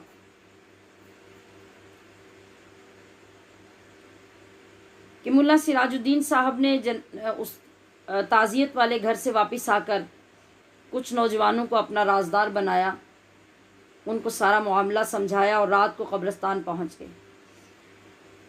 कब्र खोदी, ताबूत का तख्ता खोला, मैयत के मुंह से जो कपड़ा हटाया तो मुल्ला सिराजुद्दीन के मुंह से चीख निकली। साथी खौफजदा हो गए, करीब था कि बेहोश होकर गिर जाते, मगर ख़ुद को संभाला तो मुल्ला साहब ने कहा कि हमसे गलती हो गई, ये कब्र तो किसी और की है। दूसरे लोग कहने लगे ये कैसे हो सकता है, आपने दिन को निशानी लगाई थी। तो कहने लगे हाँ, मगर कब्र खोलने पे पता चला कि हमसे गलती हो गई। दूसरा आदमी कहने लगा कि आप हटिए, मैं देखता हूँ। जब वो आगे बढ़ा तो उसने देखा तो वो भी चीखते चीखते रह गया। कहने लगा कि ये तो यहाँ से कुछ दूर इलाका बाराबंकी है, उसके ये मशहूर मिर्ज़ा जी है, मैं इनको पहचानता हूँ, ये तो उनकी लाश है। मामला पेचीदा हो गया। एक दूसरे को सबने मशवरा दिया कि हमें मालूमात करनी चाहिए। अगर कुछ आखिर के मामलात ऐसे ही हैं कि उस लड़की की कब्र में मिर्ज़ा जी की लाश आ गई है, तो फिर उनकी कब्र में उस लड़की फातिमा की लाश भी जा सकती है। मैंने आगाज़ में अर्ज़ किया था कि ये कहानी नहीं है, यह हकीकी वाक़या है जो लखनऊ में पेश आया, और ये हमारे रब का निज़ाम है जिसके लिए वो पुकार पुकार के कहता है मेरे नबी के अहकाम मानो, मेरी भेजी हुई किताब को पढ़ो और उसके मुताबिक ज़िंदगियाँ गुजारो। ये उसी रब का निज़ाम है जो हम देखने जा रहे हैं। तो खैर, जैसे तैसे वो कब्र की मट्टी बराबर करके जितनी जल्दी हो सकता था वो लोग वापस पलटे। अगले दिन प्रोग्राम के मुताबिक ये लोग उस इलाके में पहुँचे जहाँ पे मिर्ज़ा जी का घर था।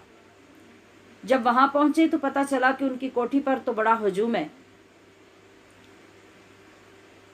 और मालूमात करने पे ये मालूम हो गया कि 2 ही दिन पहले उनका इंतकाल हुआ है।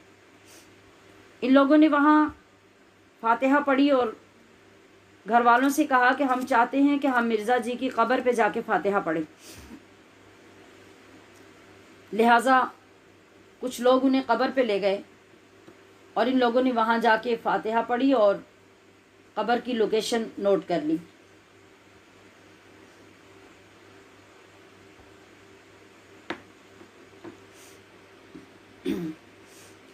उसके बाद जब वहाँ से वापस आए, चूँकि दूर का इलाका था, वो उसी इलाके में आगे पीछे लोगों से मिलते मिलाते रहे और लोगों से मिर्ज़ा जी के पर्सनल हालात, निजी ज़िंदगी के बारे में मालूमात करते रहे तो पता चला कि ये मौसूफ़ इस इलाके के नवाब थे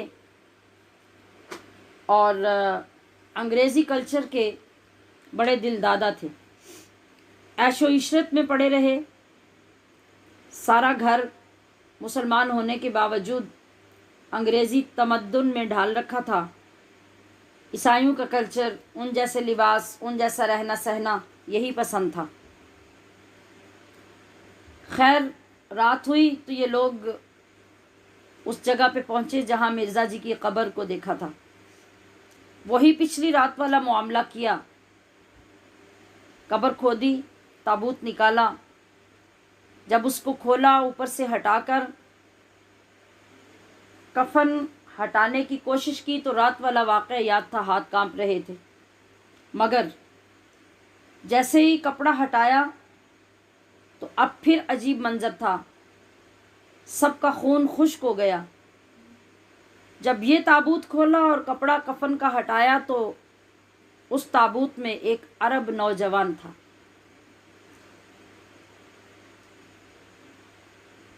फौरी तौर पर तख्ते लगाए, बंद किया, मट्टी डाली और हाँफते कांपते ये लोग वापसी के सफ़र के लिए चल पड़े। किसी जगह पे जाके रुके और उसी नीम बेहोशी के आलम में जब मुल्ला सिराजुद्दीन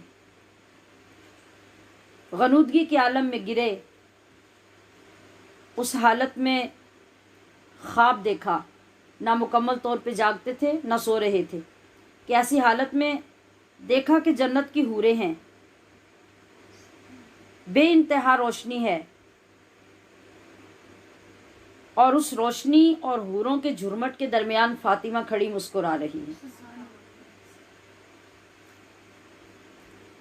उसने आकर सलाम किया और कब्रों की कहानी सुनाने लगी। आप भी सुनिए। कहती हैं कि जब मेरी रूह आलम बाला में आई तो अल्लाह की रहमत ने उसे ढांप लिया। मेरा कफन नूर की बारिश में भीग गया। हूरों ने मुझे चश्मे नूर में गोता दिलाया और हर तरफ मैंने जो एक ख़ास चीज़ इस जहान में आकर देखी वो है शौकत मुस्तफ़ा सल्लल्लाहु अलैहि वसल्लम। कि हर तरफ हजूर की शौकत और अज़मत के झंडे गड़े हैं। जब मेरी रूह मुस्तफ़ा करीम के कदमों में लाई गई तो मेरे करीम आका ने हुक्म दिया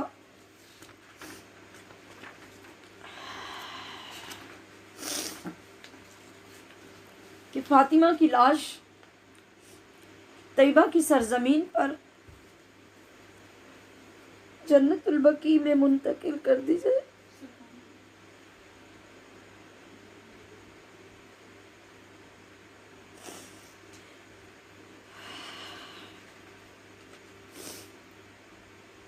और जिस दिन मेरी लाश ईसाइयों के कब्रिस्तान में दफन की गई थी उसी दिन 3 लाशें अपनी अपनी कब्रों से मुंतकिल की गई। उनकी तफसील यूँ है कि मदीने में एक सौदागर था जिसे हिंदुस्तान बहुत पसंद था। ये मेरी सारी बहनें तवज्जो से सुने, अपनी अपनी पसंद इस वक्त कागज़ कलम पास है तो नोट कर लें कि आपको ज़िंदगी में कौन पसंद है, किसका स्टाइल पसंद है, किसकी ज़िंदगी पसंद है, किसकी आदतें पसंद हैं और किसका लिबास पसंद है। कहने लगे कि उसकी बहुत ख्वाहिश थी कि वो हिंदुस्तान में मुंतकिल हो जाए। हालांकि वो मदीना में रहता था, लेकिन मदीना में रहने के बावजूद वो हिंदुस्तान पे फरीफ्ता था। वहाँ रहने का उसका शौक़ था, वहाँ ज़िंदगी बसर करना उसका ख्वाब था, मगर ऐसा नहीं हो सका। जब वो मरा तो उसकी लाश जन्नतुल बकी में दफन की गई। तो आलम बरज़ख की ड्यूटी देने वालों को हुक्म हुआ कि ये बंदा मदीना में रहकर भी हिंदुस्तान को पसंद करता था, इसे मदीना अजीज़ नहीं था। इसकी लाश मेरे महबूब के कब्रिस्तान से निकालो और इसको हिंदुस्तान छोड़ो, ये यहाँ रहने के काबिल नहीं है, इसको इसका कोई हक नहीं है। दूसरी लाश बाराबंकी के मिर्ज़ा साहब की थी। ईसाइयों के साथ उसको बड़ी उल्फत थी, हालांकि ख़ुद वो मुसलमान था। सारी ज़िंदगी इंग्लिस्तान में जाने की तमन्ना करता रहा, जैसे आज हमारे लोग यूरोप के लिए दीवाने होते हैं, अमेरिका जाने के लिए मर रहे होते हैं, ज़मीनें बेच देते हैं, माओं के ज़ेवरात बेच देते हैं, मगर इंग्लैंड उनका ख्वाब होता है। इसी तरह उनका ख्वाब भी ये था कि वो इंग्लिस्तान में जाएं और वहाँ बूदोबाश इख्तियार करें, वहाँ रहें। जब ये भी मर गए तो लाश जब अपने इलाके के कब्रिस्तान में, बाराबंकी के कब्रिस्तान में दफनाई गई, तो हुक्म हुआ कि सारी ज़िंदगी ये मुसलमान होकर इस्लाम से बेगाना रहा। इसकी बहनें, बेटियां और तमाम ख़वातीन भी अंग्रेज़ी कल्चर का सरापा रहीं। जिस ईसाइयत के कल्चर को इसने दुनिया में अपनाए रखा, इसे कब्र से निकाल कर उन्हीं के कब्रिस्तान में ले जाओ, मुसलमानों के दरमियान से इसे उठा लो। लिहाजा उसे भी वहाँ से निकाल कर मुंतकिल कर दिया गया। यानी मदीना मुनव्वरा से सौदागर की लाश निकाली गई और जब इस अहाता नूर से उसकी लाश निकली और जन्नतुल बकी की ये कब्र खाली हुई, तो मेरे करीम आका ने फरमाया,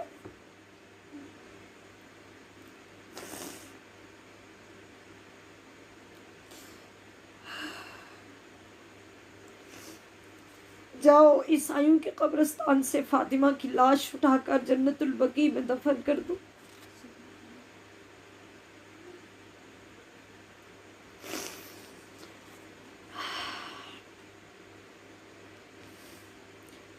मिर्ज़ा जी को ईसाइयों के कब्रिस्तान में मेरी जगह पे ले जाओ और मिर्ज़ा जी की जगह पर अरब के उस सौदागर को दफन कर दो।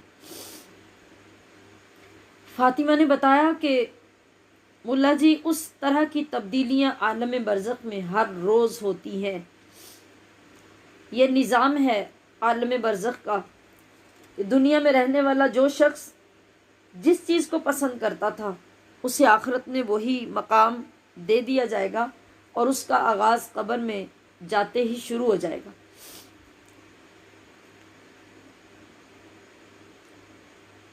और मैंने इस जहान में आकर सिर्फ़ एक चीज़ देखी है कि जो मकाम व एज़ाज़ इश्क़ रसूल सल्लल्लाहु अलैहि वसल्लम को यहाँ हासिल है, वो किसी दूसरे अमल को नहीं। मेरे ऊपर जो करम नवाजियाँ हुई वो सब इश्क़ रसूल के सदक़े हुई। और फिर इतनी बातें सुनाने के बाद मुल्ला सिराजुद्दीन कहते हैं कि फ़ातिमा की रूह ओझल हो गई और मेरी आँख खुल गई। हमशीरान मोहतरम, मेरी सिर्फ़ इतनी गुजारिश है कि इस वाक़े को तब तक रोज़ाना सुनिए जब तक अपने मुसलमान होने और अपनी बेअमलियों की तबाही पर यकीन ना आ जाए। जहाँ तक मुसलमान बच्चियों को भेज सके, फॉरवर्ड कर सकें, सेंड कर सकें, उनको सुना सकें, इसको अपने ऊपर वाजिब समझकर इस पे अमल कीजिए। न जाने कितनी मुसलमान बेटियां और कितनी मुसलमान बहनें और माएँ अपनी कब्रों को बचा सकें, आखिरत की ज़िल्लत को बचा सकें और मुस्तफ़ा करीम की शफ़ाअत के काबिल बन जाएं।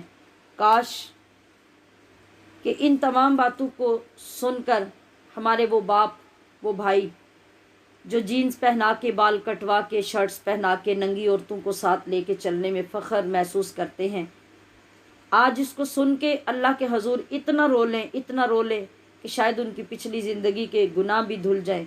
और हमारी हर वो बेटी जो मैट्रिक करके कॉलेज नहीं जाती, गोया कि उसके पर लग जाते हैं और यूनिवर्सिटी जाने तक वो पर मुकम्मल तौर पे मजबूत हो जाते हैं, बेहयाई की तरफ परवाज़ करने के लिए, जिस्म को नंगा करने के लिए, नाफरमानियों के लिए, अल्लाह ताला और उसके हबीब की तालीमात को पसे पुश्त डालने के लिए।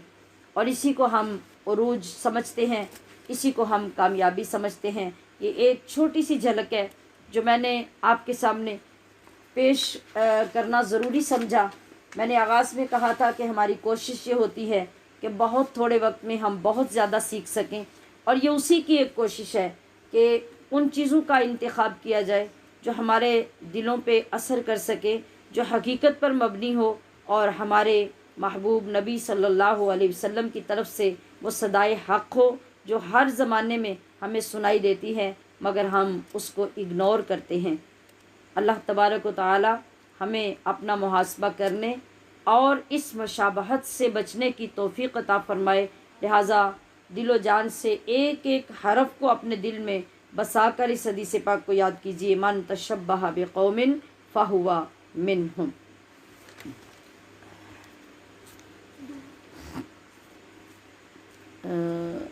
उसकी चंद इस्तिलाहात हैं, 2-3 मिनट लगेंगे। उसका सबक सारा छोड़ने से बेहतर है शामिल कर लिया जाए। हमने जो फ़िक़्ह के सबक आगे पढ़ने हैं उनमें हमारी इबादात से मुताल्लिक़ बहुत सी चीज़ें बहुत सी हैसियत के साथ हैं। जिस तरह से वज़ू में हमने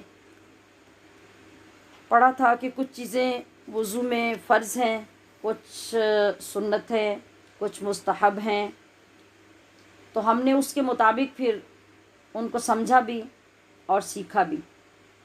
तो ये जितनी भी हमारी इबादात हैं, इनमें इबादात का ये स्टेटस हमारे सामने बार बार आएगा।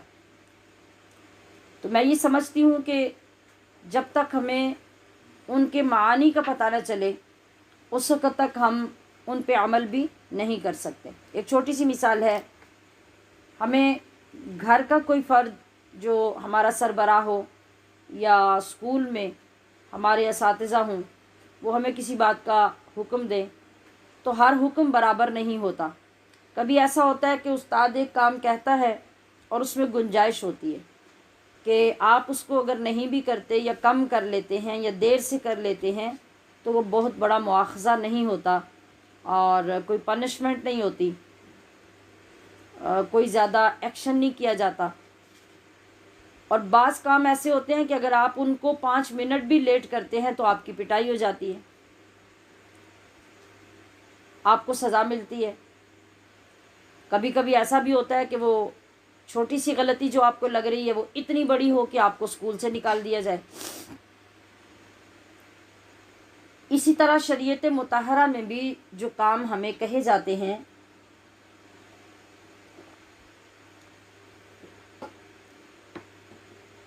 उनके मुख्तलिफ स्टेटस होते हैं।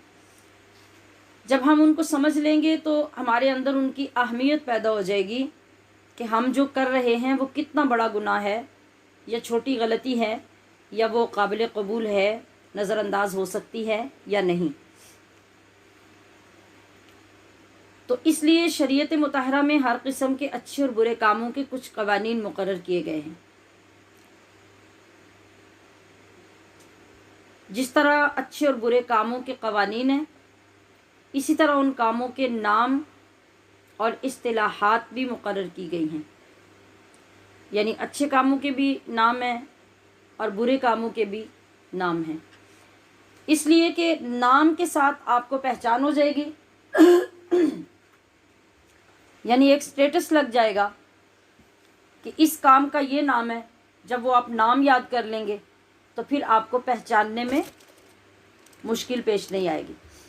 और अगर नाम भी याद नहीं होता तो फिर बेशुमार काम होते हैं करने वाले और ना करने वाले, हमें उनकी पहचान नहीं हो सकती। तो ये नाम और इस्तिलाहात भी इसलिए मुकर्रर की गई कि हमें मालूम हो सके अल्लाह पाक के इरशादात और आका अलैहिस्सलाम के फरमूदात पर अमल तो हमारे लिए अशद ज़रूरी है। हमें पैदा किए जाने का मकसद ही यही बयान फरमाया गया है कि हम इबादत करें, अतीउल्लाह व अतीउर रसूल का पैकर बने। तो ज़ाबिता ये बनेगा कि जिन कामों से अल्लाह और उसका हबीब रोक दें और जिन कामों के करने का हुक्म दें, दोनों तरह से हम उनके पाबंद हो जाएं। जिनका करना ज़रूरी होगा उन पर अजर व सवाब होगा, और जिनसे बचना ज़रूरी है अगर वो किए जाएंगे तो अज़ाब व अताब होगा। समझ आ रही है आपको? यानी कुछ काम वो हैं जिनको अल्लाह पाक ने हमें करने का हुक्म दिया है, और कुछ काम वो हैं जिनको ना करने का हुक्म दिया है। तो जिन कामों को अल्लाह पाक ने करने का हुक्म दिया और हम करने लग गए, तो क्या हुआ? उस करने पर अल्लाह ने हमारे लिए इनाम रखा। उस इनाम ही का नाम है अजर और सवाब। और कुछ कामों से अल्लाह पाक ने हमें मना किया, हम मना हो गए, वहाँ भी हमने उसकी बात मान ली और यहाँ भी। अब जब हम मना हो गए तो इस मना होने पर क्या होगा कि हमें अताब और अजाब नहीं होगा, बल्कि इस पर भी सवाब दिया जाएगा। और अगर हमने वो काम किया जिससे अल्लाह ने बचने का कहा था तो हमें उस पर अजाब होगा, और वो काम जिसके करने पर सवाब था जब वो नहीं किया तो तब उस पर भी अजाब व अताब होगा। तो इस तरह हर काम का एक अपना स्टेटस होगा, इसी के लिहाज से सवाब अजाब भी मुरतब होगा। तो हमें इन इस्तिलाहात के नाम और दराजात मालूम करना ज़रूरी होगा। किए जाने वाले कामों में सरे फहरिस्त जो काम है उसका नाम है फ़र्ज़। फ़र्ज़ की तारीफ़ और उसकी अक़साम के बारे में भी मालूम होना ज़रूरी है। फ़र्ज़ क्या होता है? फ़र्ज़ वो काम होता है जिसका करना दलील क़तई से साबित हो। दलील क़तई क्या है? जैसे कुरान पाक की आयत, यानी आयत से काम करना साबित हो रहा हो तो वो हमारे लिए फ़र्ज़ है। और हदीस मुतवातिरा से अगर कोई काम साबित हो रहा है तो वो भी हमारे लिए करना फ़र्ज़ है। जो शख्स इसको करेगा वो सवाब का मुस्तहिक होगा, और जो नहीं करेगा वो अज़ाब का मुस्तहिक होगा। और जो बंदा अल्लाह के फ़र्ज़ का इनकार करता है वो काफिर है। फ़र्ज़ का जो इनकार करता है वो काफिर है। मसलन जैसे बाज़ जाहिल लोग, उन्हें बार बार कहा जाए कि नमाज़ पढ़े, नमाज फ़र्ज़ है, तो वो आगे से जवाब दें कि कोई फ़र्ज़ नहीं है, मेरे ऊपर कोई फ़र्ज़ नहीं है, मैंने नहीं पढ़नी नमाज। जिस शख्स ने ऐसे कह दिया वो काफिर हो गया, उसका ईमान के साथ, इस्लाम के साथ कोई ताल्लुक़ नहीं रहा। और इनकार तो ना करे मगर बग़ैर किसी उज़र के उसको छोड़े जो फ़र्ज़ है, तो फिर ऐसा बंदा फासिक व फाजिर होगा और जहन्नुम का हक़दार होगा। जो चीज़ किसी इबादत या काम में फ़र्ज़ होती है ना, तो इबादत का वजूद उसके साथ होता है।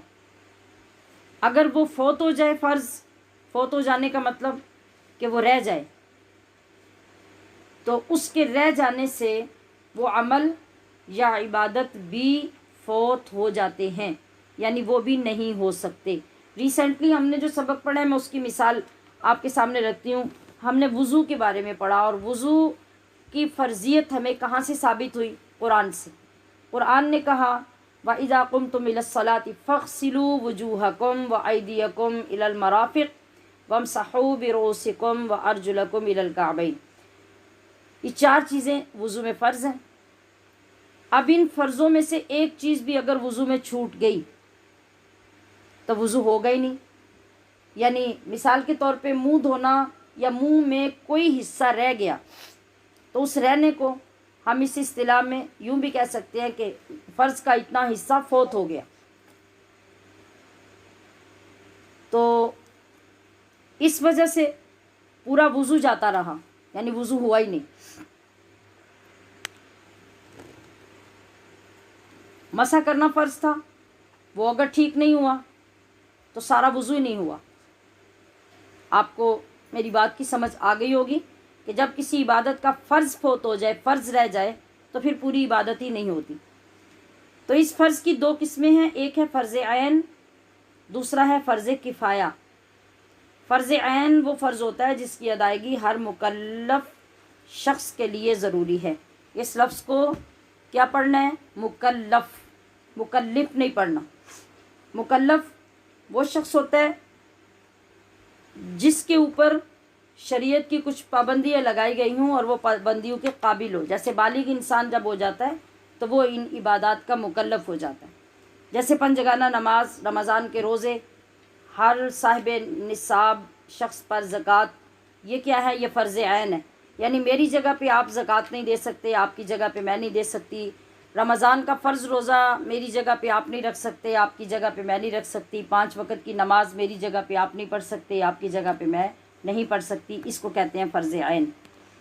फ़र्ज़ किफ़ाया वो होता है कि किसी एक महल्ले में, कबीले में या इलाक़े में से कुछ लोग या सिर्फ़ एक मुकल्लफ़ बंदा उस फ़र्ज़ को अदा कर लेगा तो सबकी तरफ से अदा हो जाएगा, और अगर उस एक या 2-4 ने भी ना किया तो सारा इलाक़ा, सारा महल्ला, सारी बरादरी वो गुनाहगार होंगे। जैसे नमाज जनाज़ा, ये फ़र्ज़ किफ़ाया है।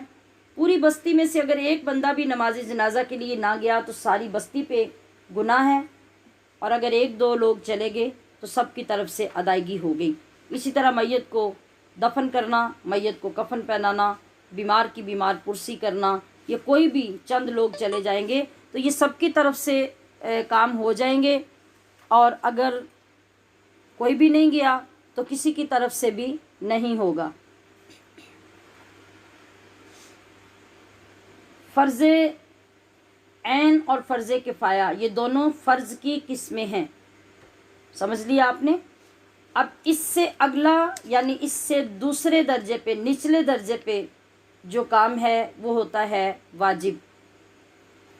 वाजिब वो होता है जिसका सबूत दलील ज़न्नी से साबित हो। मैंने ऊपर बोला था लफ्ज़ दलील क़तई से, यानी क़ुरान की किसी आयत से या हदीस मुतवातिरा से जो बात साबित हो उसको कहते हैं दलील क़तई से हमें ये बात पहुंची है।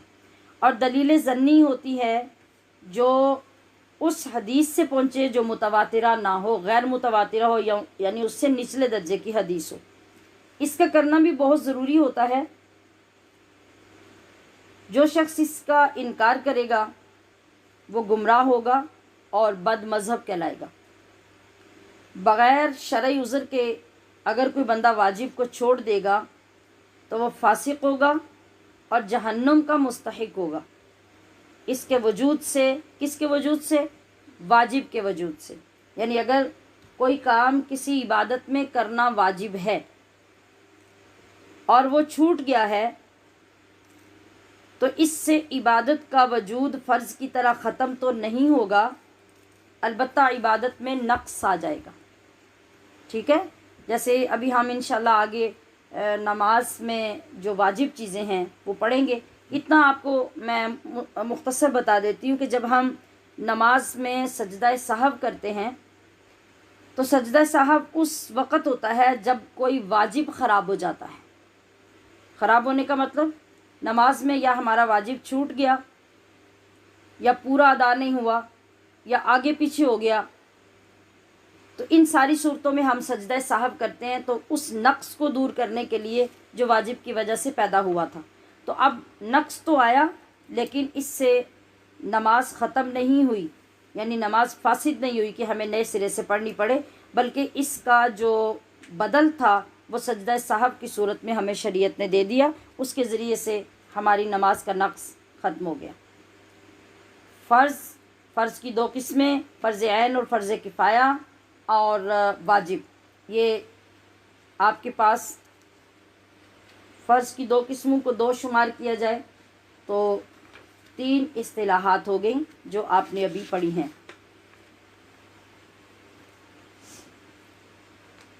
वाजिब से निचला दर्जा इबादत का जो होता है उसका नाम है सुन्नत।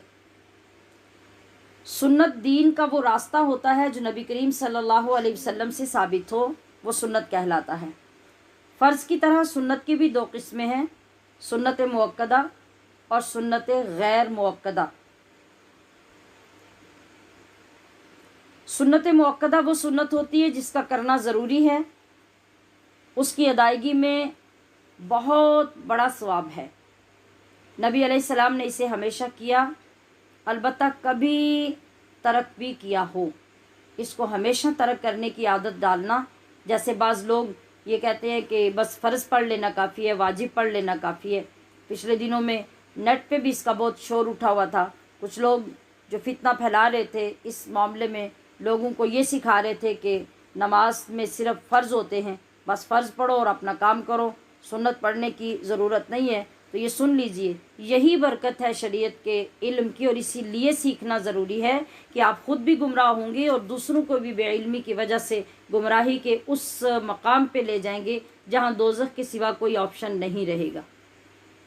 तो सुन्नत की वैल्यू क्या है शरीयत में, उसकी हैसियत पढ़ेंगे आप तो आपको ख़ुद ही पता चल जाएगा कि सुन्नत हमारी नमाज में क्यों है। तो मैं ये अर्ज़ कर रही थी कि सुन्नत मुअक्कदा कौन सी सुन्नत है, जिसको नबी अलैहिस्सलाम ने हमेशा पढ़ा या हमेशा किया हो, वो काम हो जो भी, अलबत्ता कभी उसको तरक किया हो। तो जिस शख्स ने हमेशा सुन्नत मुअक्कदा छोड़ने की आदत बना ली वो अज़ाब का मुस्तहिक है। इसका दूसरा नाम है सुनने हुदा। हुदा हदायत वाली हा के साथ है। सुनन सुन्नत की जमा होता है, सुनने हुदा। हुक्म में ये सुन्नत वाजिब के बिल्कुल करीब होती है, यानी सिर्फ एक दर्जा वाजिब से कम होती है। इतनी इसकी वैल्यू है शरीयत में और इतना इसका करना ज़रूरी है। सुन्नत गैर मुअक्कदा क्या है, जिसे नबी अलैहिस्सलातु वस्सलाम ने किया हो और बग़ैर किसी उज़र के कभी कभी छोड़ा भी हो। शरीयत में इसका छोड़ना नापसंद तो है, मगर इसके ना करने पर अज़ाब नहीं है। इस सुन्नत का दूसरा नाम सुननुज़ ज़वाइद है। वो है सुनन हुदा और ये है सुनन ज़वाइद। ठीक है, आज के सबक में हम इतनी इस्तिलाहात रखते हैं। हमने पढ़ा फ़र्ज़, और फ़र्ज़ की दो किस्में, फ़र्ज़ ऐन और किफ़ाया। फिर हमने पढ़ा वाजिब, और वाजिब के बाद हमने सुन्नत पढ़ी, और सुन्नत की दो किस्में, सुन्नत मुअक्कदा और गैर मुअक्कदा। ये इस्तिलाहात आप ज़हन नशीं फरमाइए। तो कल कुछ इस्तिलाहात जो करने वाले कामों की रह गई हैं और कुछ जो ना करने वाले कामों की हैं, उनको पढ़ने के साथ हम इस सबक को इंशाअल्लाह मुकम्मल करके फिर बाकायदा नमाज का और नमाज के अहकाम का सबक शुरू करेंगे। अल्लाह करीम हमें हर रोज़ के सबक पर पिछले दिन से ज़्यादा अहसन तरीक़े से अमल की तौफ़ीक़ अता फ़रमाए। सुब्हानकल्लाहुम्मा व बिहम्दिक, अशहदु अल्ला इलाहा इल्ला अंत, अस्तग़फिरुका व अतूबु इलैक, रब्बिग़फिर वरहम व अंत खैरुर राहिमीन। व सल्लल्लाहु तआला अला हबीबिही मुहम्मदिन व आलिही व अस्हाबिही अजमाइन बिरहमतिका या अरहमर राहिमीन। वस्सलामु अलैकुम व रहमतुल्लाहि व बरकातुहू फ़ी अमानिल्लाह।